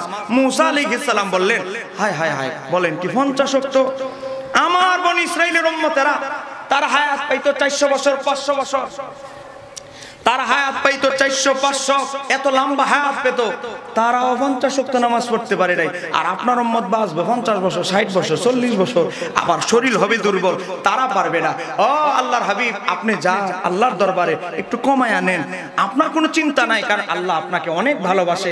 আপনি গেলে আপনাকে ফেরত দিবে না। মুসা নবী বলতেছে, আপনাকে আল্লাহ ফেরত দিবে না, আপনাকে এত বেশি ভালোবাসে, আপনি যান। একটু জোরে বলেন। আমার নবী গেলেন 9 বার গিয়া 5 নং 45 ওয়াক্ত নামাজ কমায়া নিয়ে আসলেন 5 ওয়াক্ত আনার পরে মুসা আলাইহিস সালামের কাছে যখন আসলেন, মুসা আলাইহিস সালামের পাশ দিয়ে যখন আমার নবী যাচ্ছেন, মুসা আলাইহিস সালাম বললেন কয় ওয়াক্ত দিয়েছে? 5 ওয়াক্ত কমায়া 10 ওয়াক্ত থেকে এখন 5 ওয়াক্ত আছে। আপনি আরো জানেন থেকে 2 ওয়াক্ত কমানো যায়? আমার নবী উত্তর দিলেন 2টা। আমার নবী বললেন, ও মুসা কালিমুল্লাহ, আমি আর যেতে পারবো না। কেন? কারণ এবার আল্লাহ আমার সফরে এবার আসার সময় মাওলা এমন একটা কথা বলেছে যা ইতিপূর্বে বলে নাই। কি বলেছে? এবার আমার আল্লাহ আমাকে আসার সময় বলেছে, বন্ধু আপনার উম্মতরা যদি এই 5 ওয়াক্ত ঠিকঠাক মতো পড়ে আমি 50 ওয়াক্তের সওয়াব দিব। কিন্তু এর আগে আল্লাহ এই কথা বলে নাই, 10 ওয়াক্তের সময় বলে নাই। 10 ওয়াক্ত বললে 50 ওয়াক্তের সওয়াব দিবে। 15 ওয়াক্তের সময় বলে নাই, 15 ওয়াক্ত বললে 50 ওয়াক্তের সওয়াব দিবে। কিন্তু এবার আসার সময় বলেছে 5 ওয়াক্ত বললে 50 ওয়াক্ত সওয়াব দিবে। এর মানে আল্লাহ আমার ইশারা দিয়া আর যাওয়ার রাস্তা বন্ধ করে দিয়েছে। অতএব আমি লজ্জা অনুভব করছি, আমি আর যেতে পারবো না। একটু জোরে বলেন। এবার আসে, এ বাবা, আমার আল্লাহ অতীত ভবিষ্যতে কিয়ামতের দিন থেকে শুরু করে কিয়ামতের পরে কে জান্নাতি জাহান্নামী থেকে শুরু করে সব কিছুর জ্ঞানের মালিক হচ্ছে মাওলা। এ বাবা, নামাজ যে 50 ওয়াক্ত আমার তার আল্লাহ তার হাবিবকে দিলেন। আল্লাহ ভালো করেই জানে 5 ওয়াক্ত সর্বশেষ টিকবে, কিন্তু আমার আল্লাহ ডাইরেক্ট 5 ওয়াক্ত না দিয়া কেন 50 ওয়াক্ত দিয়া বারবার নবীকে নিলেন? বলেন, কারণ আছে না? না। আবার মাঝখানে 7 নম্বর আকাশে ইব্রাহিম আলাইহিস সালাম ছিল। ইব্রাহিম আলাইহিস সালামকে আমার আল্লাহ উসিলা বানান নাই, বানিয়েছে 6 নম্বর আকাশে মুসা আলাইহিস সালামকে। এ বাবা, আমার নবী তো 50 ওয়াক্ত নামাজ নিয়ে চলে এসেছিলেন। মাঝখানে আল্লাহ এবং তার রাসূল, 2জন ব্যক্তির মাঝখানে যিনি উসিলা হলেন তিনি হচ্ছে মুসা কালিমুল্লাহ। তার উসিলায় আমরা 50 ওয়াক্ত নামাজ থেকে 5 ওয়াক্ত যে কম লোক পাইলাম। এখন মাঝখানে একজন ব্যক্তি উসিলা হয়েছে কিনা? যারা বলেন উসিলা হয়েছে কিনা? তিনি একজন নবী এবং রাসূল। তাহলে আজকে যারা উসিলা না মানে এদেরকে বলবেন উসিলা নবী রাসূল ওলিয়া উলিয়ার উসিলা যদি না মানো তাহলে মুসা আলাইহিস সালামের উসিলা বাদ দাও আর কালকা থেকে 50 ওয়াক্ত নামাজ পড়ো। কথা বলেন না কেন? ঠিক কিনা? এই হুজুররে বলবেন উসিলা যেহেতু নবী রাসূলের মানেন না তাহলে 50 ওয়াক্ত নামাজ কালকা থেকে পড়বেন, দেখবেন চেহারাটা ফেসার মতো হয়ে যাবে। কথা কন না কেন? রাগ করতেছেন আমার কথা? একটু কথাগুলো একটু লাগতে পারে। মনোযোগ। তো নবী আমার আল্লাহ তো জানে 50 ওয়াক্ত নামাজ সর্বশেষ চূড়ান্ত হবে না, কারণ আমার আল্লাহ আলিমুল গায়েব। কিন্তু নবীকে 9 বার কেন আমার আল্লাহ বারবার নিলেন? এটার ব্যাখ্যা লিখেছেন ইমাম কাস্তালানী আল মাওয়াহিবুল্লাহ দুনিয়া 3 নম্বর খণ্ডে 5ম মাকাসাদে মেরাজের চ্যাপ্টারে ইমাম কাস্তালানী বলে, আমার আল্লাহ তার বন্ধুকে একবার দেখে মাওলার তৃষ্ণা মিটে নাই। আমার আল্লাহ চায় নামাজের উসিলায় তার হাবিব বারবার আসুক আর বারবার তার বন্ধুর সাথে সাক্ষাৎ হোক। চিৎকার দিয়ে বলতে হবে সুবহানাল্লাহ। কিন্তু ওয়াহাবি হুজুরদেরকে যদি উল্টা প্রশ্ন করেন, আল্লাহ তো সব গায়েব জানে, আলিমুল গায়েব, তো আল্লাহ তো গায়েবের মালিক, তো আল্লাহ যদি আগে থেকে জানতো 5 ওয়াক্ত নামাজ স্থির হবে, নবীরে কেন 9 বার কষ্ট দিয়ে নিল? এই প্রশ্নটা ওয়াহাবিরে গিয়ে করবেন, সে দেখবেন তার চেহারাটা ফেসার মতো হয়ে যাবে, কিন্তু উত্তর সে দিতে পারবে না একমাত্র সুন্নিরা ছাড়া। কেন? কারণ এখানে মহাব্বতের ফাংশন, জানার ফাংশন নয়। একটু জোরে বলেন। গভীরভাবে লক্ষ্য করেন, উসিলা আমরা মানি, উসিলা 2 প্রকার।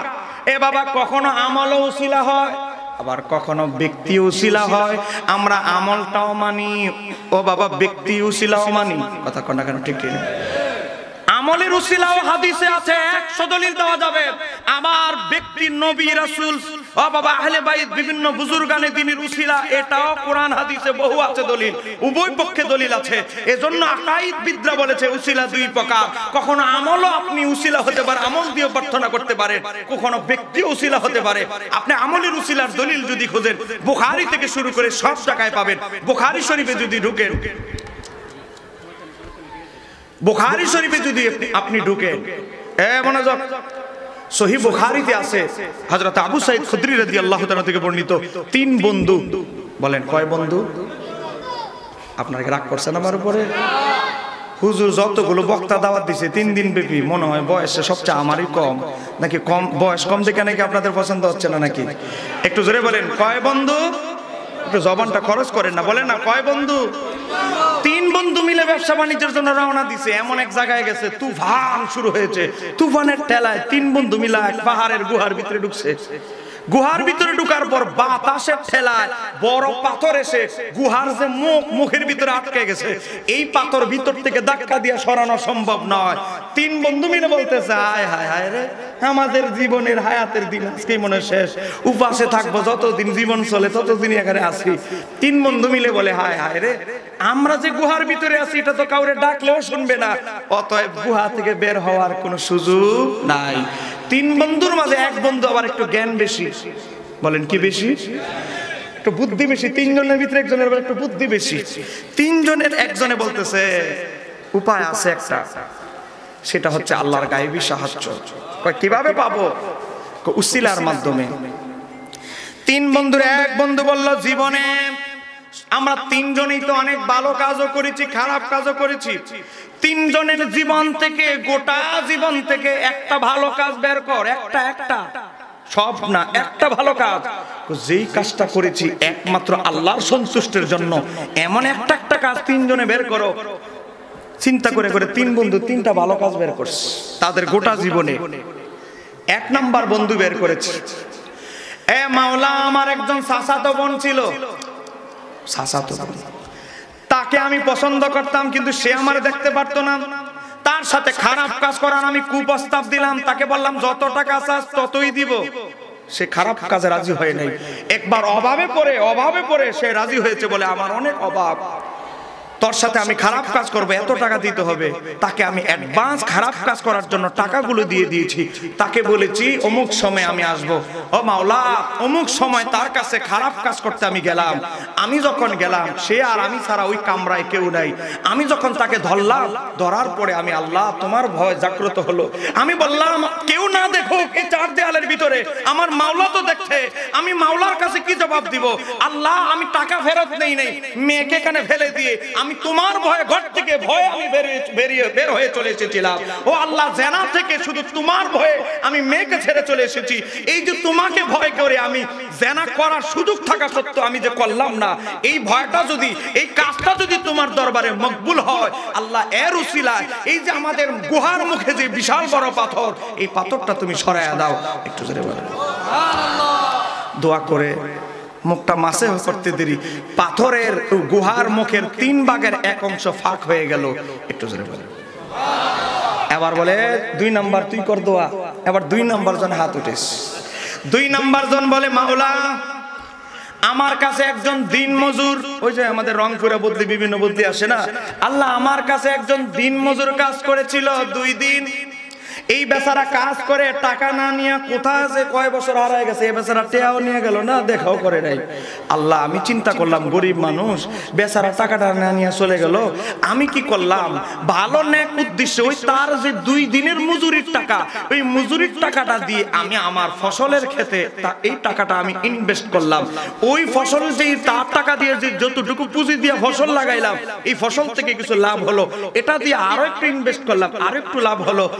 বাবা, ওই ব্যক্তি বলতেছে, আল্লাহ, লাভ করার পর ওই ফসল বিক্রি করে আমি একটা গর্ভবতী দুম্বা কিনলাম। ওই দুম্বা থেকে বাছুর হলো, ওই দুম্বার বাছুর আবার বাছুর হলো, ওখান থেকে আরো ওই দুম্বা থেকে আরো বাছুর হলো, মোটামুটি 50, 60, 100টা বাছুর দুম্বা হয়ে গেল। ওই লোক অনেকদিন পরে আমার কাছে যখন এসে বলে, এই মিয়া, আমার 2 দিনের রোজের টাকা তোমার কাছে ভাই। আমি তাকে বললাম, তোমার এই সব দুম্বাগুলো সব তোমার, তুমি নিয়ে যাও। সে অবাক হয়ে বলে, আমি তো 2 দিনের টাকা ভাই, এত দুম্বা তো আমি পাই না। বলে, তোমার টাকা আমি ভালো কাজে ইনভেস্ট করে তোমারই টাকাকে আমি বড় করেছি। একটু জোরে বলে সুবহানাল্লাহ। আল্লাহ, আমি তাকে সবগুলো দুম্বা দিয়ে দিয়েছি। আল্লাহ, তার এই যে স্বল্প টাকাটা যে আমি ইনভেস্ট করে এই যে তার কল্যাণের জন্য আমি কাজ করেছি, মাওলা, তোমার সন্তুষ্টির জন্য। আল্লাহ, এই আমলটা যদি, কাজটা যদি তোমার দরবারে কবুল হয়, আল্লাহ, এই গুহার মুখ থেকে পাথরটা আরেকটু সরাইয়া দাও। একটু জোরে বলে। 3 ভাগের 2 ভাগ সরে গেছে, আর 1 ভাগ আছে। এবার তৃতীয় বন্ধু মোনাজাত। 3 নাম্বার বন্ধু বলে, মাওলা, আমার মা বাবা ছিল, আমি মা বাবার না খাওয়ায়া কখনো নিজে খাইতাম না। একবার আমি কাজ করে আসতে আসতে আমার মা জননী ঘুমায় গেছে। আমি দুধের পেয়ালা নিয়ে এসে দেখি আমার মা ঘুমায় গেছে। আমি চিন্তা করলাম, আমার বাচ্চা বলতেছে, বাবা খাবার দাও। আমার স্ত্রী বলে, খাবার দে। আমি বলি না, আমার মা যতক্ষণ না না খাবে তোমরাও খেতে পারবে না। আগে আমার মায়ের দায়িত্ব আমার জন্য ফরজ। মাওলা আমার মা ঘুমায় গেছে বলে মারে জাগ্রত করি নাই। মায়ের পাশে সারাটা রাত আমি দাঁড়ায় ছিলাম, যতক্ষণ না মা জাগ্রত না হয়েছে ততক্ষণ মাকে আমি জাগ্রত করি নাই। এ মাওলা, আমার মারে খাবার না দিয়ে আমার বিবি বাল বাচ্চাকে আমি দেই নাই। ও মাওলা, আমি মায়ের খেদমত তুমি অপরিহার্য ফরজ করেছো। এই তোমার ফরজ আদায় করার জন্য, মায়ের অনুগত্য করার জন্য আমি অপেক্ষায় ছিলাম শুধু মায়ের কখন ঘুম ভাঙবে। ও মাওলা, এই মায়ের যে আমি খেদমতটা করলাম এটা যদি তোমার দরবারে কবুল হয় মাওলা, মায়ের এই খেদমতের উসিলায় পাথরের যে অবশিষ্ট অংশটা আছে মাওলা, এটাও তুমি গুহার মুখ থেকে সরায়া দাও। একটু জোরে বলো তো আমি কি সুবহানাল্লাহ। মুনাজাত করে হাতটা মাসেহ করতে দেরি, পাথরটা বাকিটাও সরে গেল, মুখ খুলে গেল, তিন বন্ধু গুহার ভিতর থেকে বের হয়ে গেল। এটাকে বলা হয় আমলও অনেক সময় উসিলা হয়, নেক আমলও উসিলা হতে পারে, আবার কোন সময় নবী ওলি সিদ্দিকিন তারাও উসিলা হতে পারে। কথা কোন ঠিক কি? কিন্তু আমাদের ভাইয়েরা, আমাদের বিরোধী ভাইয়েরা, ওনারা খালি এক পক্ষের দলিল খোঁজে, দ্বিতীয় পক্ষের আরো যে দলিল আছে দ্বিতীয় বকারের, এটা কালো চশমা এমন ভাবে লাগাইছে এটা আর দেখে না। কথা কোন ঠিক কি? আমি কি একটু যাব সামনে যাব, একটু মহাব্বতে বলেন আল্লাহুম্মা সাল্লি সাইয়্যিদিনা মুহাম্মাদ ওয়া আলা আলিহি।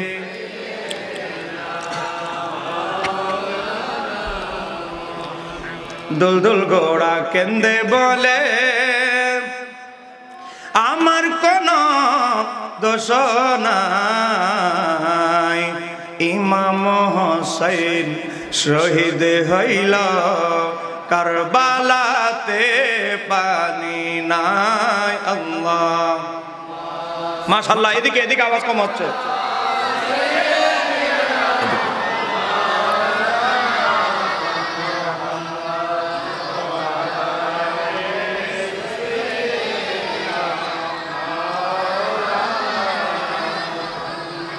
আমার বাবার ভাইয়েরা, আমল অনেক সময় উসিলা হতে পারে। কেমন?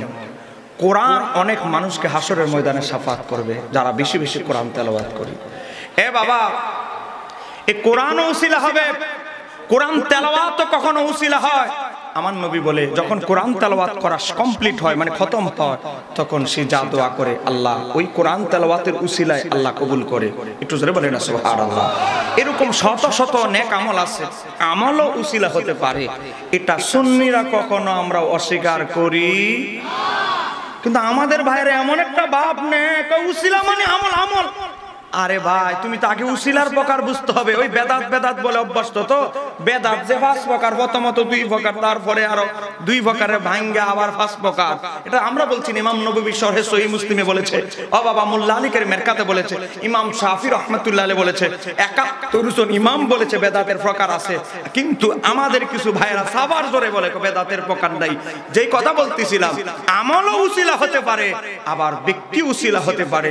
আপনি যদি দেখেন ইমাম শাফি রাহমাতুল্লাহ আলাইহি, যিনি আমাদের মাযহাবের পরে যেই মাযহাবের অনুসারীদের সংখ্যা সবচেয়ে পৃথিবীতে বেশি, ইমাম শাফি রাহমাতুল্লাহ আলাইহির ব্যাপারে ইমাম খতিবে বাগদাদি তারিখে বাগদাদ প্রথম খণ্ড 155 পৃষ্ঠা, দারুল কুতুব ইলমিয়া বৈরুত লেবাননের ছাপা, সেখানে এসেছে ফতোয়া শামের মুকদ্দমা এসেছে।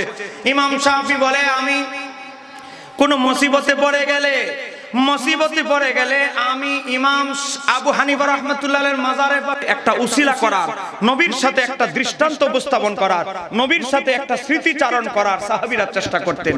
নবীর একজন সাহাবী হযরতে আবু যায়েদ, যাকে বলা হয় আমর ইবনে আখতাব, তিনি আমার নবীকে একবার পানি দিতে গেলেন। এদিকে পানি দিতে গিয়ে দেখে পানির পাত্রের মাঝে একটা চুল পড়ে আছে। চুল পানি দিয়েছে ছেলের মাধ্যমে, বাবা তুমি আল্লাহর হাবিবকে পানিটা দাও। পানি দিতে গিয়ে ছেলে যে পানি নিছে নবীর জন্য, এখানে একটা চুল পড়ে আছে। উনি দূর থেকে দাঁড়ায় খেয়াল করেছে যে পানির পাত্রের উপরে জগ বলেন, গ্লাস বলেন, যাই বলেন, পাত্রে একটা চুল পড়ে আছে। ছেলেকে বলে, ছেলে থামো। থামাইলেন, থামায়া হাত থেকে নিয়ে ওই চুলটা পরিষ্কার করলেন। করার পর বলি, ইয়া রাসূলুল্লাহ, আপনি যদি অনুমতি দেন আমি পরিবর্তন করে দিতে চাই, আর আপনি যদি বলেন চুলটা তো ফেলে দিয়েছি এটাই আপনাকে দিতে চাই। আমার নবীর খেদমতের প্রতি যে তার এত তীক্ষ্ণ দৃষ্টি, পানি নিয়ে গেছে একজন কিন্তু নজরটা রেখেছে দূর থেকে, এতে আমার নবী খুশি হয়ে গেলেন। আমার নবী ওই সাহাবীর জন্য দোয়া করলেন। আমার নবী বললেন আল্লাহুম্মা জাম্মিলহু, আমার নবী বলে আল্লাহ তোমাকে এমন সৌন্দর্য দান করুক মৃত্যু পর্যন্ত তুমি বৃদ্ধ হবে না, তোমার একটা চুলও পাকবে না। তুমি এখন যেই বয়সে রয়েছো, এখন যে চুলগুলো একটাও পাকে নাই, এখন যে যৌবনে রয়েছো, মৃত্যু পর্যন্ত তুমি এভাবেই থাকবে। একটু জোরে বলে। কিতাবে এসেছে, ইমাম সুয়ুতি আল খাসায়েসুল কুবরা 1950 নম্বর হাদিসে হিসেবে উল্লেখ করেছে। ইমাম বাইহাকি দালালুন নবুওয়াত 6 নম্বর খণ্ডে 21 পৃষ্ঠায় উল্লেখ করেছে, ওই নবীর সাহাবী আমর ইবনে আখতাব 93 বছর বয়স পর্যন্ত জীবিত ছিলেন। 93 বছর বয়স পর্যন্ত একটা চুল একটা দাড়িও তার পাকে নাই। শুধু আমার নবীকে একটা চুল পানি মোবারক পান করবে, চুলটা পরিষ্কার করে দেওয়ার কারণে, এই একটা উসিলার কারণে আমার নবীকে একবার এমন ভাবে গোলামি করেছে, এক গোলামির কারণে এমন দোয়া আমার নবী করেছে তার একটা দাড়ি চুলও বাকি নাই। একটু জোরে বলেন না সুবহানাল্লাহ। আমার বাবারা ভাইয়েরা, আপনার কি বিরক্ত হচ্ছে?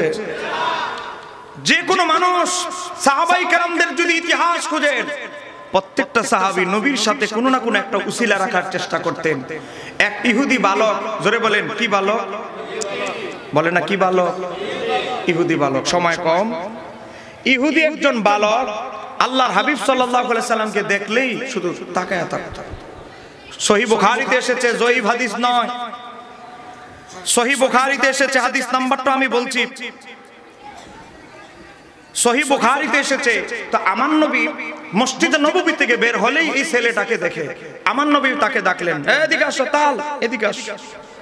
আমার নবী বলে, কি রে তুই তো ইহুদি? কজি আমারে দেখলে শুধু হাত ধরে তাকায়, তাস ঘটনাটা কি? সেই ইহুদি বলতে লাগলো, ইহুদি বালক, ইয়া রাসূলুল্লাহ, আমার মনে যদি কখনো কষ্ট থাকে, আমি যদি মানসিক পেরেশানিতে থাকি, ক্ষুধায় থাকি, অসুবিধায় থাকি, আমি দৌড়ায়া মসজিদ নববীর কাছে দাঁড়াই, আপনার চেহারা আনোয়ারটা দেখতে দেরি, আমার ক্ষুধার যন্ত্রণা, মানসিক যন্ত্রণা আপনার চেহারা আনোয়ারটা দেখলে দূর হয়ে যায়। আমার নবী অসংখ্য মানুষের ক্ষুধার যন্ত্রণার উসিলা হয়েছে। একটু জোরে বলেন না সুবহানাল্লাহ। আমার নবী বললেন, যা ঠিক আছে। সে বলে, ইয়া রাসূলুল্লাহ, আপনার সাথে আমার একটা কথা আছে। হাদিস নাম্বার বলছি, কিচ্ছা নয়, এটা হাদিস, সহিহ বুখারীর হাদিস। আমার নবীকে বলতে লাগলেন, ইয়া রাসূলুল্লাহ, আপনার প্রতি আমার একটা আরজ আছে, কথা আছে। তা আমার নবী বললেন, কি কথা বলো? এই হাদিসটা এসেছে সহিহ বুখারী 5657 নম্বর হাদিস। না হলে তো আবার বলবে হুজুরের কাহিনী বলতেছে। গভীর মনোযোগ। আমার নবীকে ওই ইহুদি বালক বলতে লাগলো, ইয়া রাসূলুল্লাহ, আপনার অনেক খাদেম আছে, হযরত আনাস আছে, অনেকে আছে, খেদমত করে। ইয়া রাসূলুল্লাহ, আমি ইহুদি হলেও আপনাকে আমি অনেক ভালোবাসি।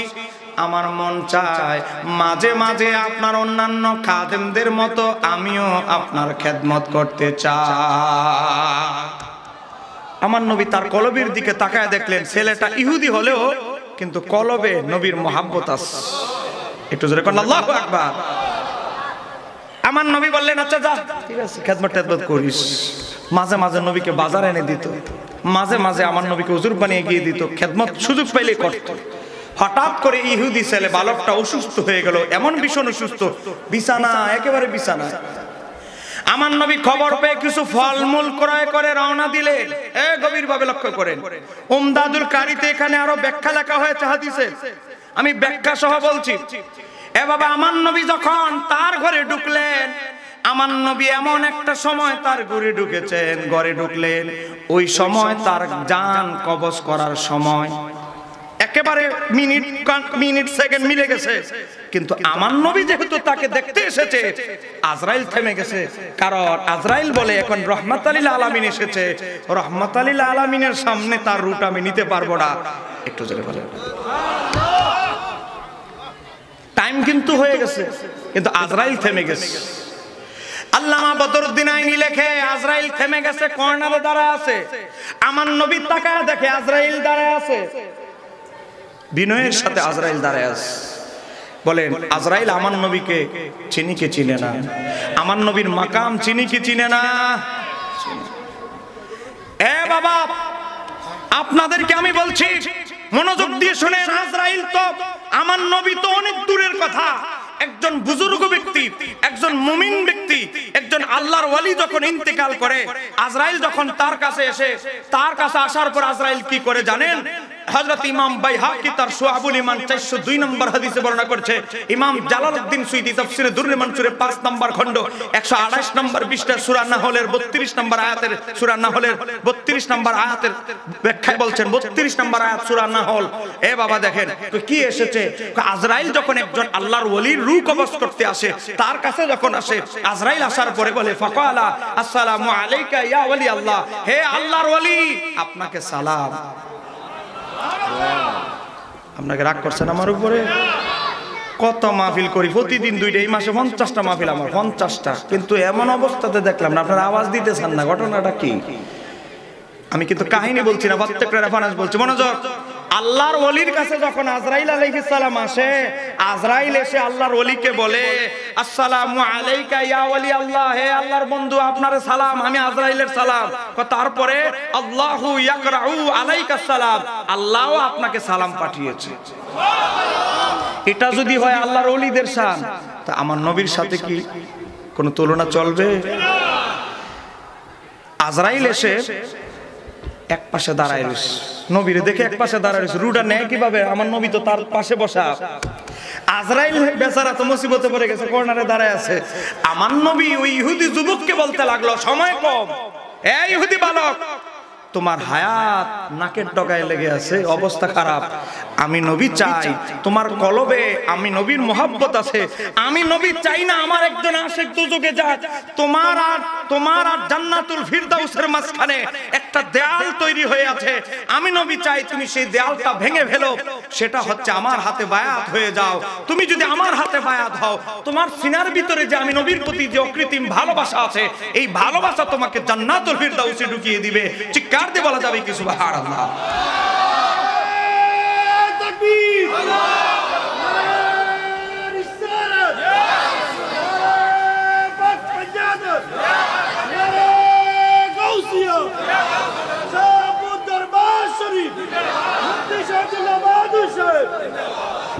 মনোযোগ।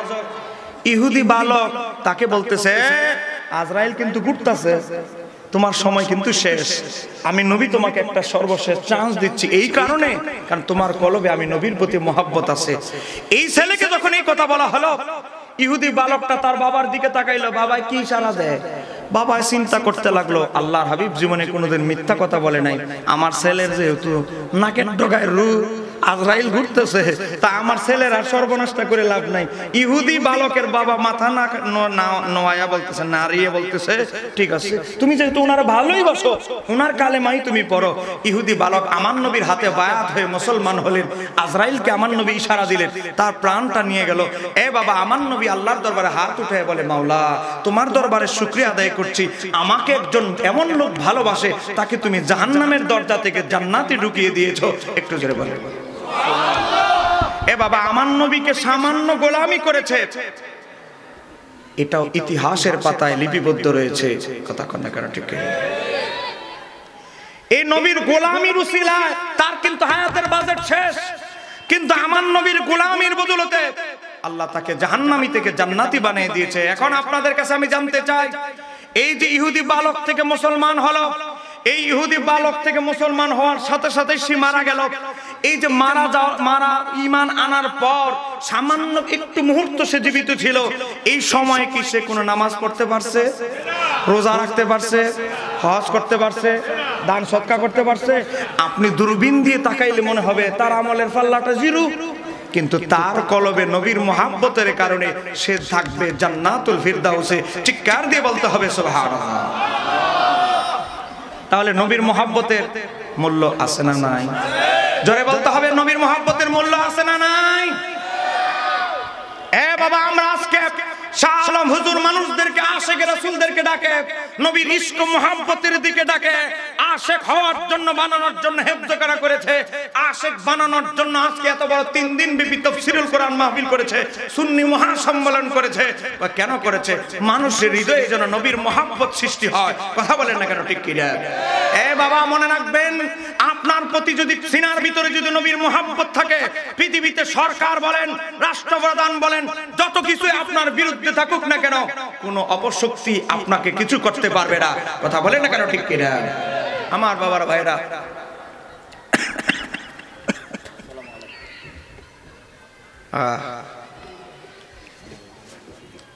কামাল ভাই মনোযোগ, একটা উদাহরণ দিচ্ছি আপনাদেরকে 2 মিনিটে। আমি কি বলবো? বলেন 2 মিনিটে একটা ঘটনা কি শুনবেন আপনারা? দেখেন, ঘটনাটি লেখা হয়েছে আজ থেকে 720 বছর আগের ইতিহাসের কিতাব। সেই কিতাবের নাম হচ্ছে আল বিদায়া ওয়ান নিহায়া, 8 নম্বর খণ্ড। এটা অনুবাদ আমরা করি না, আরবিটাও গাড়িতে আছে, করেছে ইসলামিক ফাউন্ডেশন। মনোযোগ, 720 বছর আগে শুধু ইতিহাসটা লেখা হয়েছে। ইয়ামান দেশে একজন ইহুদি বড় পণ্ডিত ছিল, তার নাম হচ্ছে আবু মুসলিম আল খাওয়ালানি।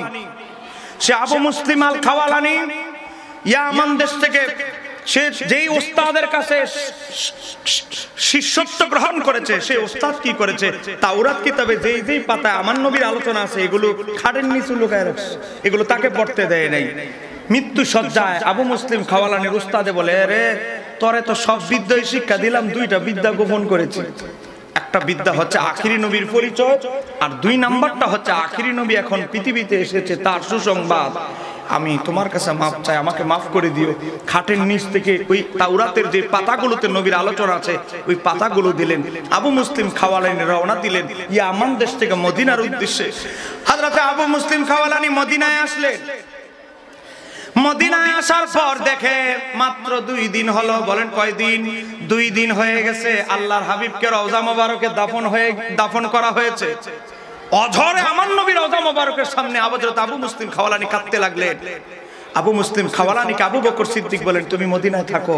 বলে, না আমি মদিনায় থাকবো না, আমার জন্মভূমি ইয়ামানে চলে যাব। মনোযোগ, ইহুদি বড় আলেম ছিল, 71টা কিতাবের আলেম তার সিনার ভিতরে ছিল। আসমানি 104 খানা কিতাবের 71টা তিনি পড়েছেন। সে আবু মুসলিম খাওয়ালানি ইয়ামান দেশে চলে গেল। অল্পের জন্য নবীর সাহাবী হতে পারল না, চলে গেল কোথায়? ইয়ামান দেশে। ইয়ামান দেশে যাওয়ার পর ওনার জীবিত অবস্থায় হযরত ওমর রাদিয়াল্লাহু তাআলা জামানায় এক ভণ্ড নবীর আবির্ভাব হলো। বলেন কোন নবী?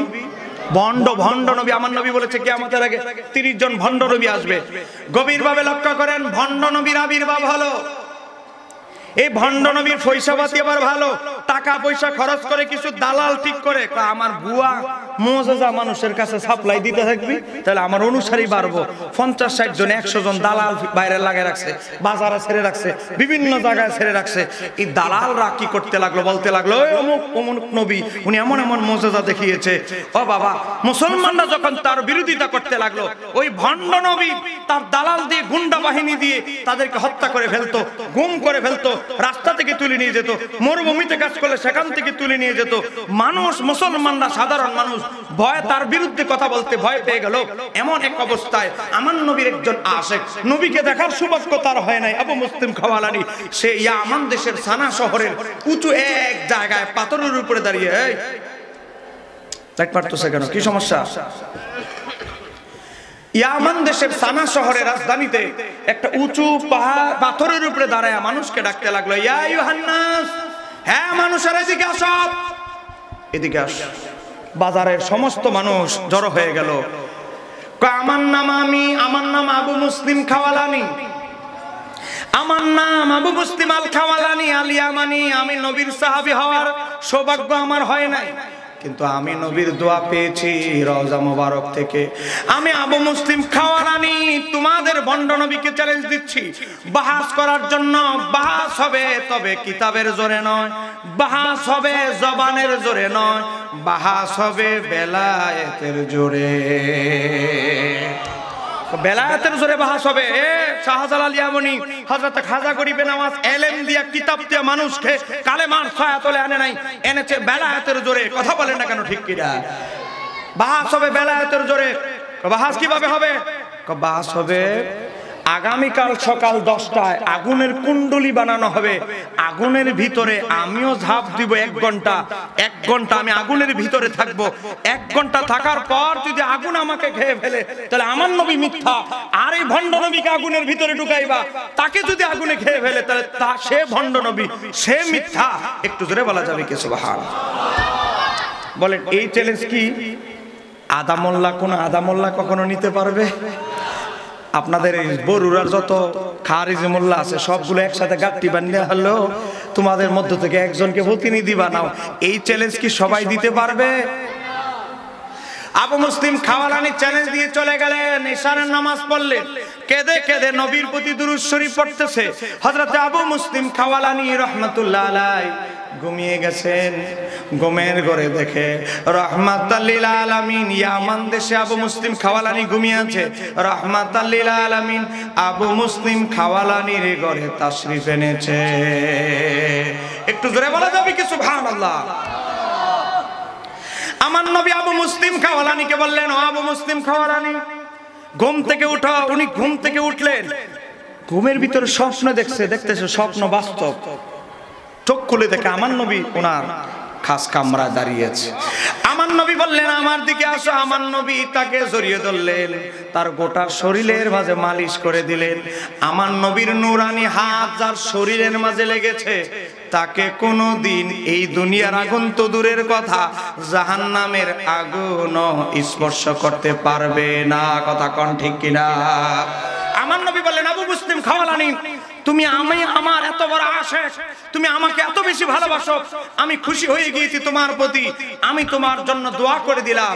তবে আমি তোমাকে হুকুম দিচ্ছি এই মুহূর্তে তুমি ঘর থেকে বেরিয়ে যাও, তোমার চেহারাটা ডেকে লুকিয়ে তুমি কৌশল করে হিকমতে চলে যাও, কারণ ভণ্ড নবীর দালালরা তোমার হত্যা করতে আসতেছে, তাড়াতাড়ি তুমি বেরিয়ে যাও।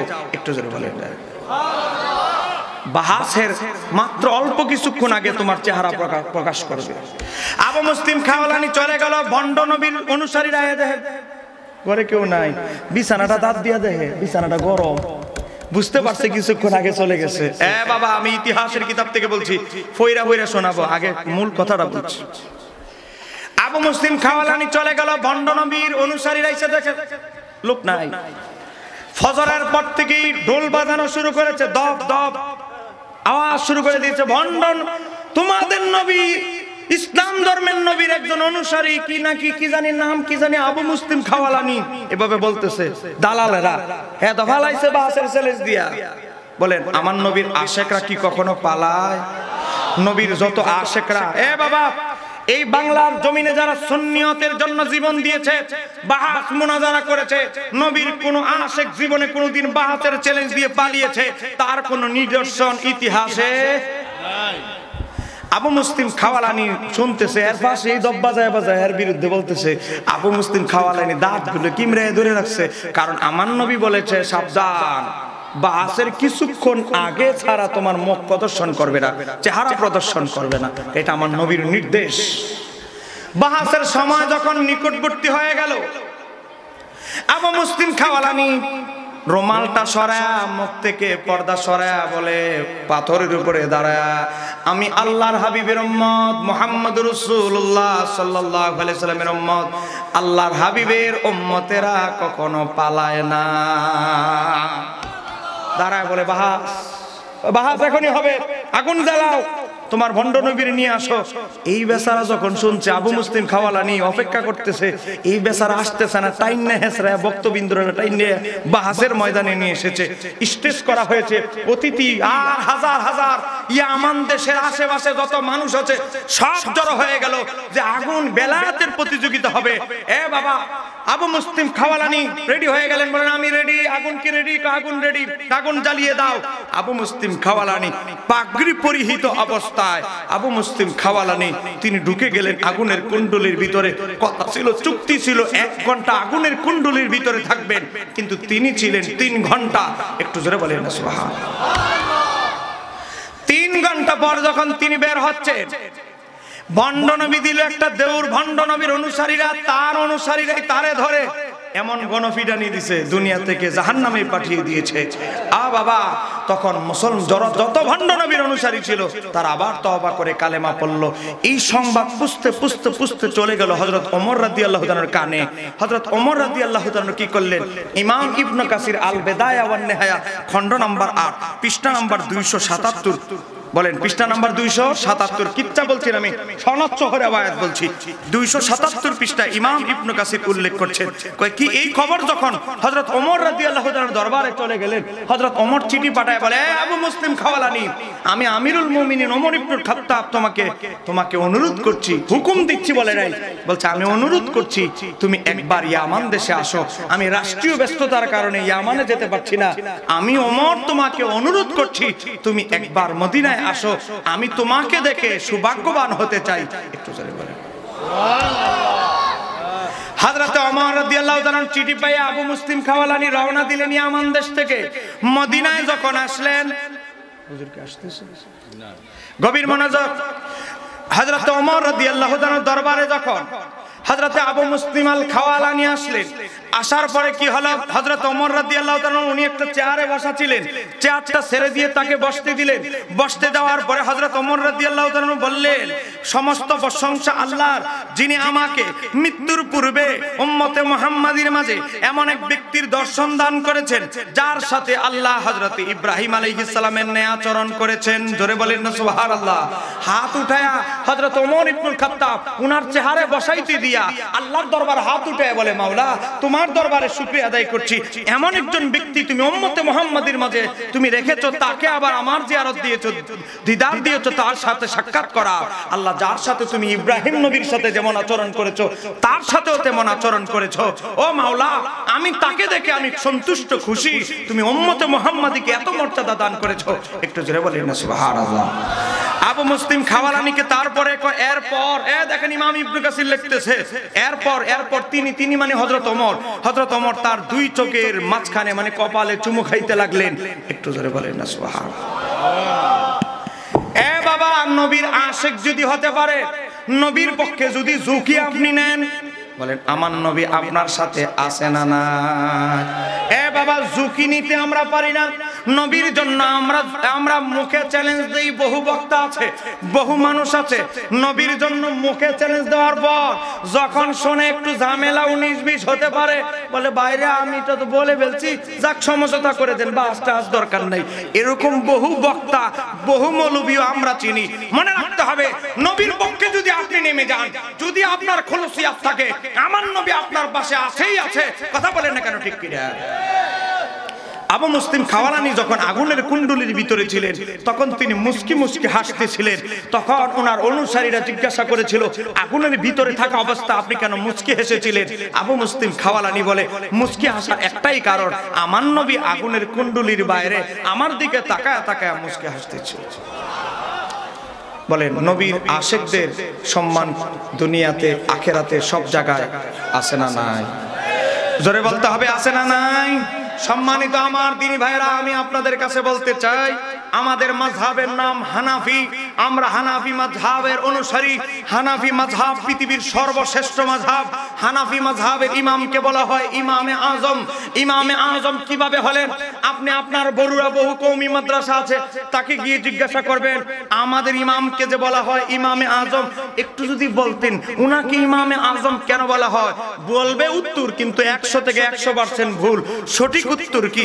ইমাম খতিবে বাগদাদি তারিখে বাগদাদে নকল করেছেন, হযরত ইমাম আবু হানিফার বাবা, ও বাবা নোমান বিন সাবেত যখন ছোট বাল্যকালে সাবেতকে তার বাবা মানে ইমাম আবু হানিফার দাদা জুতি, তিনি হাত ধরে বলে, সন্তান চলো। কোথায়? হাত ধরে ইমাম আবু হানিফার বাবাকে ইমাম আবু হানিফার দাদা বলে, বাবা চলো। হাত ধরে বলে, চলো। কোথায় বাবা? কুফা শহরে মাওলা আলী এসেছে। একটু জোরে বলেন না সুবহানাল্লাহ। বলেন না, কে এসেছে? আপনারা কি আহলে বাইতকে ভালোবাসেন কিনা? জোরে বলেন, আহলে বাইতকে ভালোবাসেন কিনা আপনারা?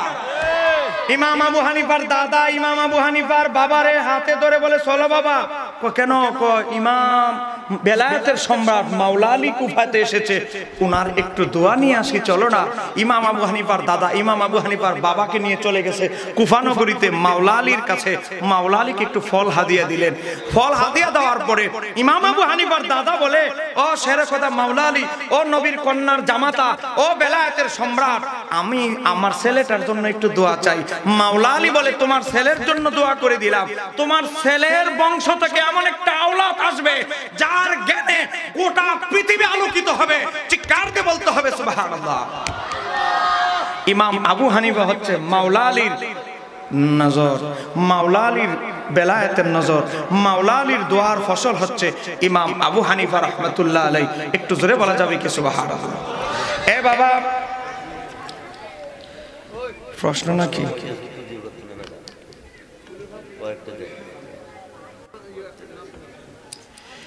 গভীর মনোযোগ, একটু একটু একটু অপেক্ষা করে, গভীর মনোযোগ। ইমাম আবু হানিফা রাহমাতুল্লাহ আলাইহি এত বড় মুফতি, এত বড় ইমাম হওয়ার পিছনে এক নাম্বার কারণ, ইমাম আবু হানিফা রাহমাতুল্লাহ আলাইহি যিনি বেলায়েতের নজর পেয়েছেন তিনি হচ্ছেন মাওলা আলী মুশকিল কুশা। ইমাম আবু হানিফা বলে, তারপরেও আমি ইমাম আবু হানিফা এত বড় ইমাম হয়েছি, আরো বাকিটা আমাকে যিনি সহজ করে দিয়েছেন, তিনি কে? তিনি হচ্ছে আওলাদে রাসূল ইমাম জাফর সাদিক রাদিয়াল্লাহু তাআলা আনহু। আমি ইমাম জাফর সাদিক রাদিয়াল্লাহু তাআলা আনহুর সোহবতে গেলাম, 2 বছর ওনার সোহবত লাভ করলাম। ইমাম জাফর সাদিক কে? ইমাম জাফর সাদিক হচ্ছে ইমাম জয়নুল আবিদিনের নাতি। ইমাম জয়নুল আবিদিনকে ইমাম হুসাইনের শাহজাদা, ইমাম হুসাইনকে খাতুনে জান্নাতের সন্তান, ইমাম হুসাইনকে জান্নাতের কোটি কোটি যুবকদের সর্দার। ইমাম হুসাইনের যিনি বংশধর তিনি হচ্ছে ইমাম জাফর সাদিক। ইমাম জাফর সাদিক রাদিয়াল্লাহু তাআলা আনহু, ইমাম জাফর সাদিক রাদিয়াল্লাহু তাআলা আনহুর সোহবত যিনি লাভ করেছেন, ইমাম জাফর সাদিক থেকে যিনি বেলায়েত লাভ করে এত বড় ইমাম হয়েছেন, তার নাম হচ্ছে ইমামে আজম ইমাম আবু হানিফা রাহমাতুল্লাহ আলাইহি। চিৎকার দিয়ে বলা যাবে কি সুবহানাল্লাহ?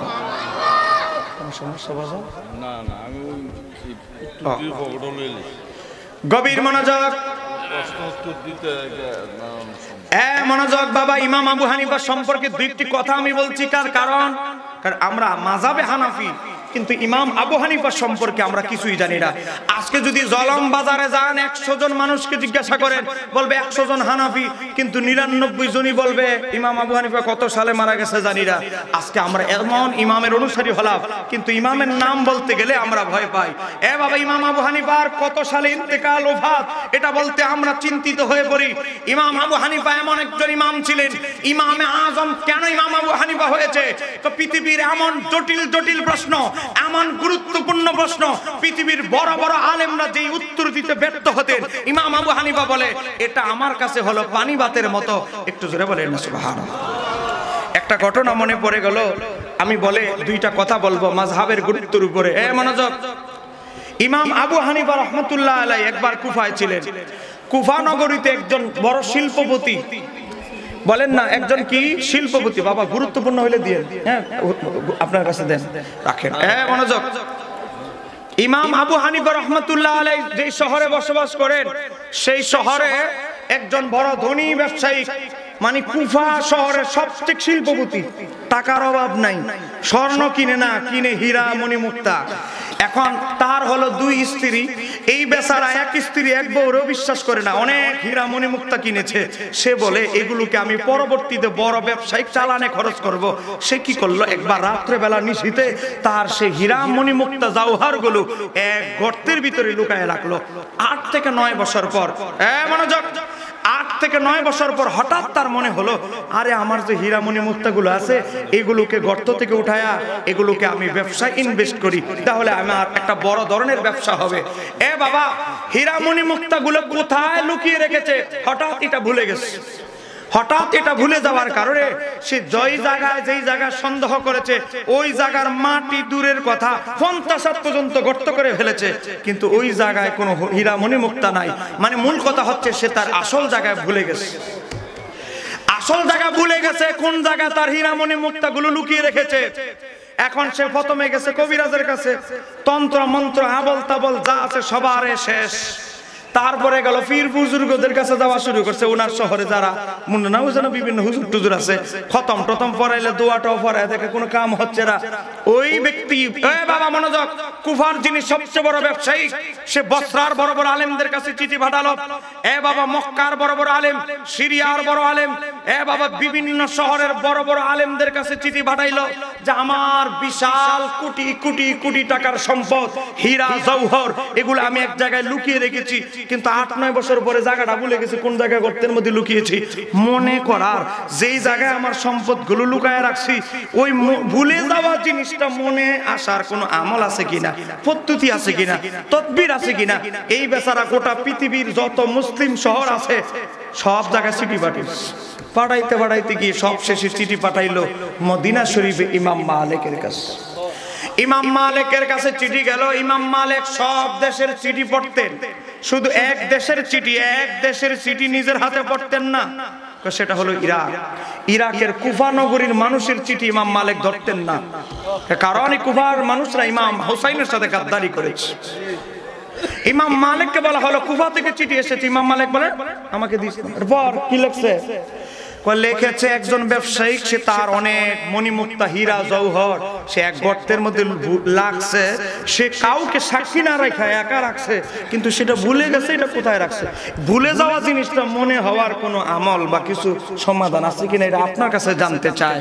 ইমাম মালিক বলে তাকে উত্তর লিখে দাও, তোমার শহরে এমন একজন ইমাম আছে, তোমার শহরে এমন একজন আলেম আছে যার নাম হলো নোমান বিন সাবের, যাকে বলা হয় ইমামে আজম আবু হানিফা, তুমি তার কাছে চলে যাও। হ্যাঁ ব্যবসায়ী, তোমার শহরে এমন একজন আলেম আছে, সে যদি চায় লোহার দরজাকে, সে যদি চায় কাঠের দরজাকে স্বর্ণের দরজা প্রমাণ করতে, আল্লাহ তার ভিতরে এমন জ্ঞান দান করেছে, এমন বেলায়েতের শক্তি দান করেছে, সে চাইলে লোহার দরজাকেও স্বর্ণের দরজা প্রমাণ করতে পারবে। একটু জোরে বলি না সুবহানাল্লাহ। বাবা সিটি চলে আসছে বেচারার কাছে মদিনা শরীফ থেকে কুফা। মনোযোগ, আপনারা কি বিরক্ত হচ্ছে? বলেন আমরা ইমাম আবু হানিফাকে আপনারা ভালোবাসেন তো ইনশাআল্লাহ? ওনার সম্পর্কে দুই একটি কথা বললে কি আপনারা বিরক্ত হবেন? আমরা এত কষ্ট আমার বিভিন্ন জায়গায় লাগে আপনাদেরকে নিয়ে বলছি। আজকে আমরা ইমাম আবু হানিফার অনুসারী, অথচ ওনারা নিয়ে দুইটা কথা বললে মানুষের কষ্ট হয়। কারণ মানুষ চাই কি জানেন?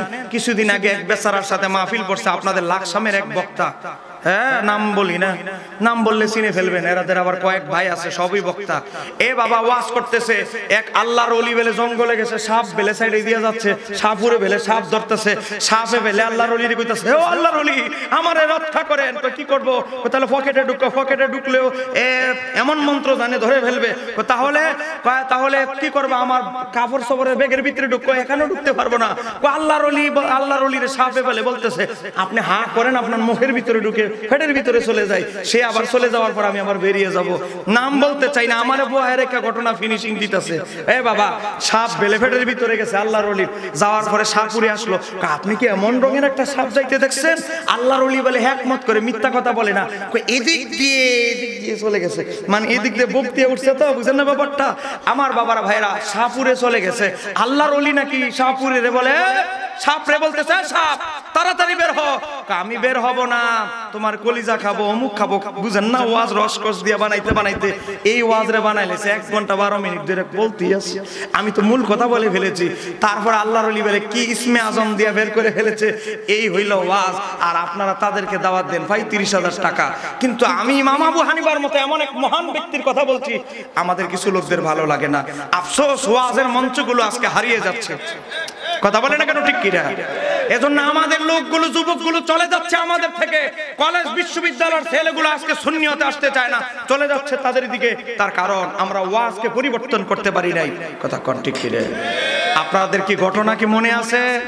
সিটি আসছে ওই ব্যবসায়িকের কাছে, ব্যবসায়িক সিটি ভাইয়া কয় আমাদের একটা বাংলাদেশে একটা প্রবাদ বাক্য আছে, বাড়ির গরু, জোরে বলেন না, বাড়ির গরু গাড়ার গাছ খায় না। আমার শহরে কুফা এত বড় হুজুর থাকতে আর আমি দুনিয়াটা বাজ্জা লইলাম, আর আমার শহরে এত বড় হুজুর আছে, এত বড় আলেম আছে। এই ব্যবসায়িক ইমাম মালিকের চিঠি নিয়ে ইমাম আবু হানিফার দরবারে দিল। ইমাম আবু হানিফা ইমাম মালিকের এই প্রশংসা শুনে খুশি হয়ে গেলেন, ইমাম মালিকের জন্য দোয়া করলেন। একটু জোরে বলেন সুবহানাল্লাহ। আগের পূর্ববর্তী ইমাম মুনশিদের সিনার ভিতরে কখনো হিংসা ছিল না বাবা। ইমাম মালিকের জন্য দোয়া করলেন। ইমাম আবু হানিফা বললেন, ব্যবসায়ী, তোমার যে হীরামণি মুক্ত তুমি হারিয়ে ফেলেছ, তোমাকে আমি এমন একটা সাজেশন দিচ্ছি, তুমি যদি এটা আমল করতে পারো, তুমি যদি এটা পালন করতে পারো, তোমার আমল নামায় কিছু সওয়াব লেখা হবে, 1 টাকাও খরচ হবে না, বরং তুমি তোমার এই হীরামণি মুক্তাগুলো, গুপ্তধনগুলো পেয়ে যাবে। একটু জোরে বলেন না সুবহানাল্লাহ। ব্যবসায়িক বলে 1 টাকাও খরচ হবে না, 1 পয়সাও খরচ হবে না, তুমি বরং আরো তোমার আমল নামা সওয়াব লেখা হবে, সম্পদও ফিরে পাবে। কারে বাপ রে বাপ, শুধু শুধু ইমাম মালিক আপনার প্রশংসা করছে। বলে দেন কি করতে হবে। কয় ব্যবসায়িক, কুবার ব্যবসায়িক, শোনো, তুমি এখন থেকে যাওয়ার পরে এখনের দ্বারা তুমি নিয়ত করো, বলো হাত উঠাও, বলো আল্লাহর সাথে, বলো আল্লাহ, তুমি বলো আল্লাহ, আমি আমার যেই গুপ্তধন গুলো যেই জায়গায় লুকিয়ে রেখেছি, যতদিন না পর্যন্ত মনে পড়বে মাওলা, সারা রাত ভরে আমি তোমার নফল ইবাদত করতে থাকবো। যদি 1 মাস লাগে 1 মাস নফল নামাজ পড়বা, যদি 2 মাস লাগে 2 মাস পড়বা। তুমি কি রাজি আছো? নামাজ পড়লে তো সওয়াব হবে, এই তো ভালো কাজ। নামাজ পড়লে ভালো হবে তো। কারে তুমি কার কাছে আসছো? জি জি জি ঠিক আছে।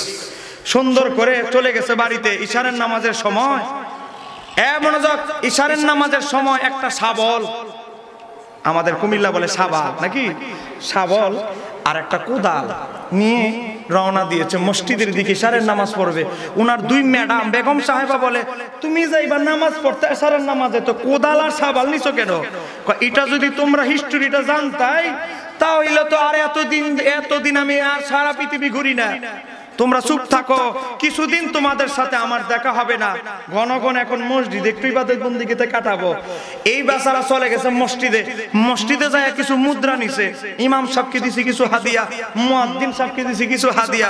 বেচারারা হলো গরিব মানুষ, বেচারাদেরকে বলে কি, ঈদের সময়ও না, রমজান মাসও না, ঈদও না, তো এখন আপনি কি জন্য বকশিশ দিলেন? বকশিশ দিলাম, আমি নিয়ত করছি কয়েকটা রাত একটু ইবাদত বন্দেগী করব মসজিদে, তো তোমরা যদি আমার একটু পাহারা দাও তাহলে একটু খুশি হব। কারণ মসজিদের মধ্যে নাকি শুনছি রাত্রে বেলা জিনরা নামাজ পড়ে, আমার যদি আবার দেউরান দেয় তাহলে তো সমস্যা, তোমরা আমার একটু পাহারা দাও। গভীরভাবে লক্ষ্য করেন আমার বাবারা ভাইয়েরা, ওই ব্যক্তি মসজিদে চলে গেল, ইশারের নামাজের পর নামাজে দাঁড়ায় গেল, নামাজ পড়তেছে, 10 রাকাত শেষ, 12 নাম্বার রাকাতে চলে গেল। 12 রাকাতে চলে যাওয়ার পর, 12 নাম্বার রাকাতে চলে যাওয়ার পর ইবলিস শয়তান বলতেছে, সে যেভাবে নামাজ পড়া শুরু করছে, আর ইমাম আবু হানিফা যেই পদ্ধতি শিখাইয়া দিছে যে যতদিন পর্যন্ত তোমার গুপ্তধন কোথায় লুকিয়ে রেখেছো মনে না পড়বে, ততদিন পর্যন্ত ইবাদতে পাবে, সারা রাত চলবে। এর তো 6 মাস না মনে পড়লে 6 মাস করবে, 1 বছর মনে না পড়লে 1 বছর সারা রাত ইবাদত করবে। এভাবে যদি সে ইবাদত করতে থাকে, সে তো বড় আবেদ আল্লাহর ওলি হয়ে যাবে, সে এত বড় আবেদ আল্লাহর ওলি হয়ে যাবে। আর আমি শয়তান এটা সহ্য করব। শয়তান নামাজের ভিতরে ঢুকে তাকে বুদ্ধি দিতেছে, অমুক ব্যবসায়িক, তোমার কি মনে নাই অমুক মাসের অমুক তারিখ রাতের এতটা বাজে অমুক গাছের 20 হাত পাশে এতটুকু গভীরে তোমার গুপ্তধনগুলো লুকায় রাখছো, তুমি কি ভুলে গেছো? তাড়াতাড়ি আর নামাজ পড়তে হবে না, দৌড় দাও, নামাজে সালামও ফিরাইতে হবে না। বেচারা বলে, মুসলমান তো একটা সামাজিকতা তো আছে, আসসালামু আলাইকুম রাহমাতুল্লাহ, আসসালামু আলাইকুম রাহমাতুল্লাহ। ও বাবারে, শাহবালার দাও নিয়া দিছে, শাহবালার কোদাল নিয়া দিছে, এক দৌড়। ইমাম আর মুয়াজ্জিন বলে, ব্যাপারটা কি, এতক্ষণ তো সুন্দর মতো নামাজে পড়ছে। ইমাম মুয়াজ্জিনও বলে, এতগুলো হাদিয়া দিল, বেচারার একটু রক্ষা করি। পিছনে পিছনে গিয়ে দেখে কোদাল দিয়া গর্ত করতেছে। শয়তান নামাজের ভিতরে যেই জায়গায় বলেছে তার গুপ্তধন হীরামণি মুক্তাগুলো আছে, ঠিক সেই জায়গায় পেয়েছে। পাওয়ার পরে কান্না করে দিয়েছে। সে চলতে লাগলো কোথায়? ইমাম আবু হানিফার দরবারে। ইমাম আবু হানিফা তখন ইবাদতে রত। ইমাম আবু হানিফাকে যখন ডাক দিল, ইমাম আবু হানিফা মুচকি হাসি দিয়ে বলে, তুমি কেন এসেছো আমি জানি, আমি জানতাম শয়তান তোমাকে বেশি ইবাদত করতে দিবে না। একটু জোরে বলা যাবে কি সুবহানাল্লাহ? বাবা, সুবহানাল্লাহ কেন বললাম? কারণ আপনি কি করেন না করেন, পিছন থেকে একজন লোক হলো মিস্টার ইবলিস তৃতীয় ব্যক্তি হিসাবে সব সময় আপনার পিছনে আছে। ইমাম আবু হানিফা বলে, হ্যাঁ যেহেতু কেউ রে সাক্ষী রাখছে না, সাক্ষী তো তার সাথে আরেকজন লোক আছে, সে হলো মিস্টার ইবলিস। ইবলিস রে গুতা দেওয়ার একটা রাস্তা আমি তাকে দিয়ে দেই, ইবলিসই তাকে বলে দিবে কোথায় তার গুপ্তধন গলে রেখেছে। গোটা পৃথিবীর যত আলেম ছিল, ইমাম মালিক থেকে শুরু করে বাবা ইমাম সুফিয়ান সাউরি থেকে শুরু করে সারা পৃথিবীর আলেম যে সমাধান দিতে পারে নাই, ইমাম আবু হানিফা সেই সমাধান দিয়েছে। সেই ইমামের নাম হচ্ছে ইমামে আজম ইমাম আবু হানিফা। সেই ব্যক্তির অনুসারী হতে পারে, আমরা খুশি না বেজার? আরেকটু জোরে বলেন না, খুশি না বেজার? ইমাম আবু হানিফার জীবনে 99টা বাহাস করেছে। বলেন কয়টা? 99টা বাহাসে একবারও ইমাম আবু হানিফা পরাজিত হয় নাই। একবারও ইমাম আবু হানিফা রহমাতুল্লাহ আলাইহি পরাজিত হন নাই। 99টা বাহাস কোন সময় নাস্তিকদের সাথে করেছে। এই যে কথিত লা মাযহাবি আহলে হাদিস, এই যে কথিত লা মাযহাবি আহলে হাদিস, তারা কি বলে? ইমামের পিছনেও সূরা ফাতিহা সূরা পড়তে হবে, না হলে নামাজ হবে না। ওরে বাবা রে বাবা, ইমামের পিছনে ইমামও পড়বো, আপনিও পড়েন। এখন আমাদের হানাফি মাযহাবের রায় কি? ইমামের কেরাতি মুক্তাদির কেরাত, ইমাম যখন সূরা ফাতিহা পড়বে আমরা চুপ থেকে শুধু নীরবে শুনবো। এখন তিনজন আলেম নিজেদেরকে বড় আলেম দাবি করে, তারা আসলো ইমাম আবু হানিফা হাজার হাজার ছাত্রদের সামনে দরজ দিচ্ছে। তিনজন মৌলবি এসে বলে, নোমান বিন সাবিত দরজ বন্ধ করো, আমরা এসেছি অমুক শহর থেকে বাহাস করতে। ইমাম আবু হানিফার ছাত্ররা বলে, সাবধান, তুমি কার সাথে কথা বলছো জানো? ইমাম আবু হানিফা বলে, কুল কুল, ঠান্ডা হও, তোমরা কি আমার সাথে বাহাস করতে এসেছো? জি। কি নিয়ে বাহাস করবা? বাহাসের অনেক বিষয় আছে। একটা বলো। এক নাম্বার বিষয় হচ্ছে, আপনি বলেন ইমামের পিছনে নাকি কেরাত পড়তে হবে না। ইমামের পিছনে অবশ্যই কেরাত পড়তে হবে মুক্তাদিদের, এই নিয়ে আপনার সাথে বাহাস হবে। ইমাম আবু হানিফা বলে, ঠিক আছে বাহাস করবা, আমি একা। তোমাদের ভিতর থেকে তিনজন থেকে একজনকে নির্বাচন করতে হবে, তিনজনের ভিতরে একজনকে নেতা বানাইতে হবে, ইমাম বানাইতে হবে। কারণ আমি একা, তোমরা তিনজন, তিনজনের সাথে তো একজনের বাহাস হবে না, একজনের সাথে একজন হবে, তিনজনের সাথে তিনজন হবে। তো অতএব তোমরা তিনজন থেকে একজনকে ইমাম বানাও, নেতা বানাও। তিনজন কানে কানে ফিস ফিস ফিস ফিস করে সিদ্ধান্ত নিয়ে একজন বেচারারে, যেটা চালাক চতুর, এরে বানাইছে নেতা। বলে আমাদের দুইজনের পক্ষ থেকে তার ইমাম বানাইলাম, তার কথাই আমাদের কথা, আমাদের কথাই তার কথা। মনোযোগ, তিন বাটপারে মিলে যুক্তি করে একজনরে বানাইছে ইমাম। দুইজনে বলল ওনার কথাই আমাদের কথা, যেহেতু তিনজনে আসছে বাহাস করতে, তিনজন তো আর করতে পারবো না, একজন করব। ওর কথাই আমাদের দুইজনের কথা, আমাদের কথাই ওনার কথা। মনোযোগ, ইমাম আবু হানিফা বলে বাহাস শেষ। তিন ব্যক্তি বলে বাহাস কেমনে শেষ? বাহাস তো শুরু হইল না, বাহাস আবার কেমনে শেষ? আমার ইমাম আজম ইমাম আবু হানিফা বাহাস বলে, বাহাস এজন্যই শেষ বলছি, তোমরা যদি দুইজন তাকে ইমাম বানাও, তার ইমাম, তার কথাই তোমাদের কথা হয়, তোমাদের কথাই তার কথাই তোমাদের কথা যদি হয়ে থাকে, আরে বাবা এই ব্যক্তির ইমামের চাইতে তো আরো বেশি গুরুত্বপূর্ণ ব্যক্তি হচ্ছে যিনি আমাদের নামাজের ইমাম। নামাজ যখন ইমামতি করবে, আমাদের প্রতিনিধিত্ব করবে, তার কেরাতি আমাদের কেরাত। তদ্রুপ তোমরা যেমনি ভাবে দুইজন তার ইমাম বানাইছো, তার বক্তব্যই তোমাদের বক্তব্য, তার কথাই তোমার বক্তব্য, তোমাদের বক্তব্য। অতএব ইমামকে আমরা বানিয়েছি অনুসরণের জন্য। উনি যখন কেরাত করবে আমরা চুপ থাকবো, উনার কেরাতি আমাদের কেরাত, কারণ তাকে নিয়োজিত করেছি আমাদের ইমাম হিসাবে। একটু জোরে বলেন না মারহাবা। তোমাদের দুইজন ব্যক্তির যদি সেই ইমাম হওয়ার কারণে তার কথাই তোমাদের কথা হয়, তাহলে আমরা যার পিছনে নামাজ পড়ি তার কেরাত আমাদের কেরাত হইতে অসুবিধা কোথায়? এ বেচারা মুখ বেজার করে চলে গেছে, বলে বাবা রে বাবা, কার সাথে বাহাস করতে এসেছি, দলিল দেওয়ার আগেই বাহাস শেষ। একটু জোরে কর না মারহাবা। সেই ইমাম, সেই মহান ব্যক্তির নাম হচ্ছে ইমামে আজম ইমাম আবু হানিফা। আমাদের বড়ই আফসোসের ব্যাপার, ওয়াজের 1000 মঞ্চের ভিতরে 999টা মঞ্চে ইমাম আবু হানিফার নাম আলোচনা করা হয় না, উনার জীবনী বলা হয় না, উনার মানকাবাত বলা হয় না, উনার সম্পর্কে দুই একটি কথা বলা হয় না। কারণ আমরা যাদেরকে অধিকাংশ দাওয়াত দিই, তারা ইমাম আবু হানিফা সম্পর্কে 1 ঘন্টা আলোচনা করতে পারবে না।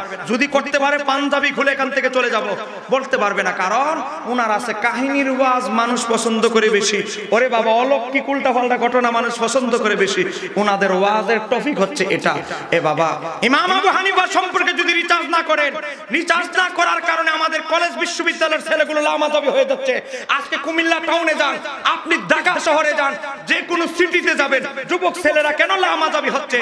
কারণ আপনি আপনার সন্তানকে ইমাম আবু হানিফা সম্পর্কে সঠিক মেসেজ দিতে পারেন নাই, ইমাম আবু হানিফা সম্পর্কে সঠিক তথ্য তার কাছে দিতে পারেন নাই। তিনি কত বড় মহান ইমাম। আল্লাহ আমাদেরকে ইমামে আজম ইমাম আবু হানিফার ফয়েজ ও বরকত নসিব করুন। একটু জোরে বলে আমিন। আর একটু জোরে বলেন আমিন। আর একটু জোরে বলেন।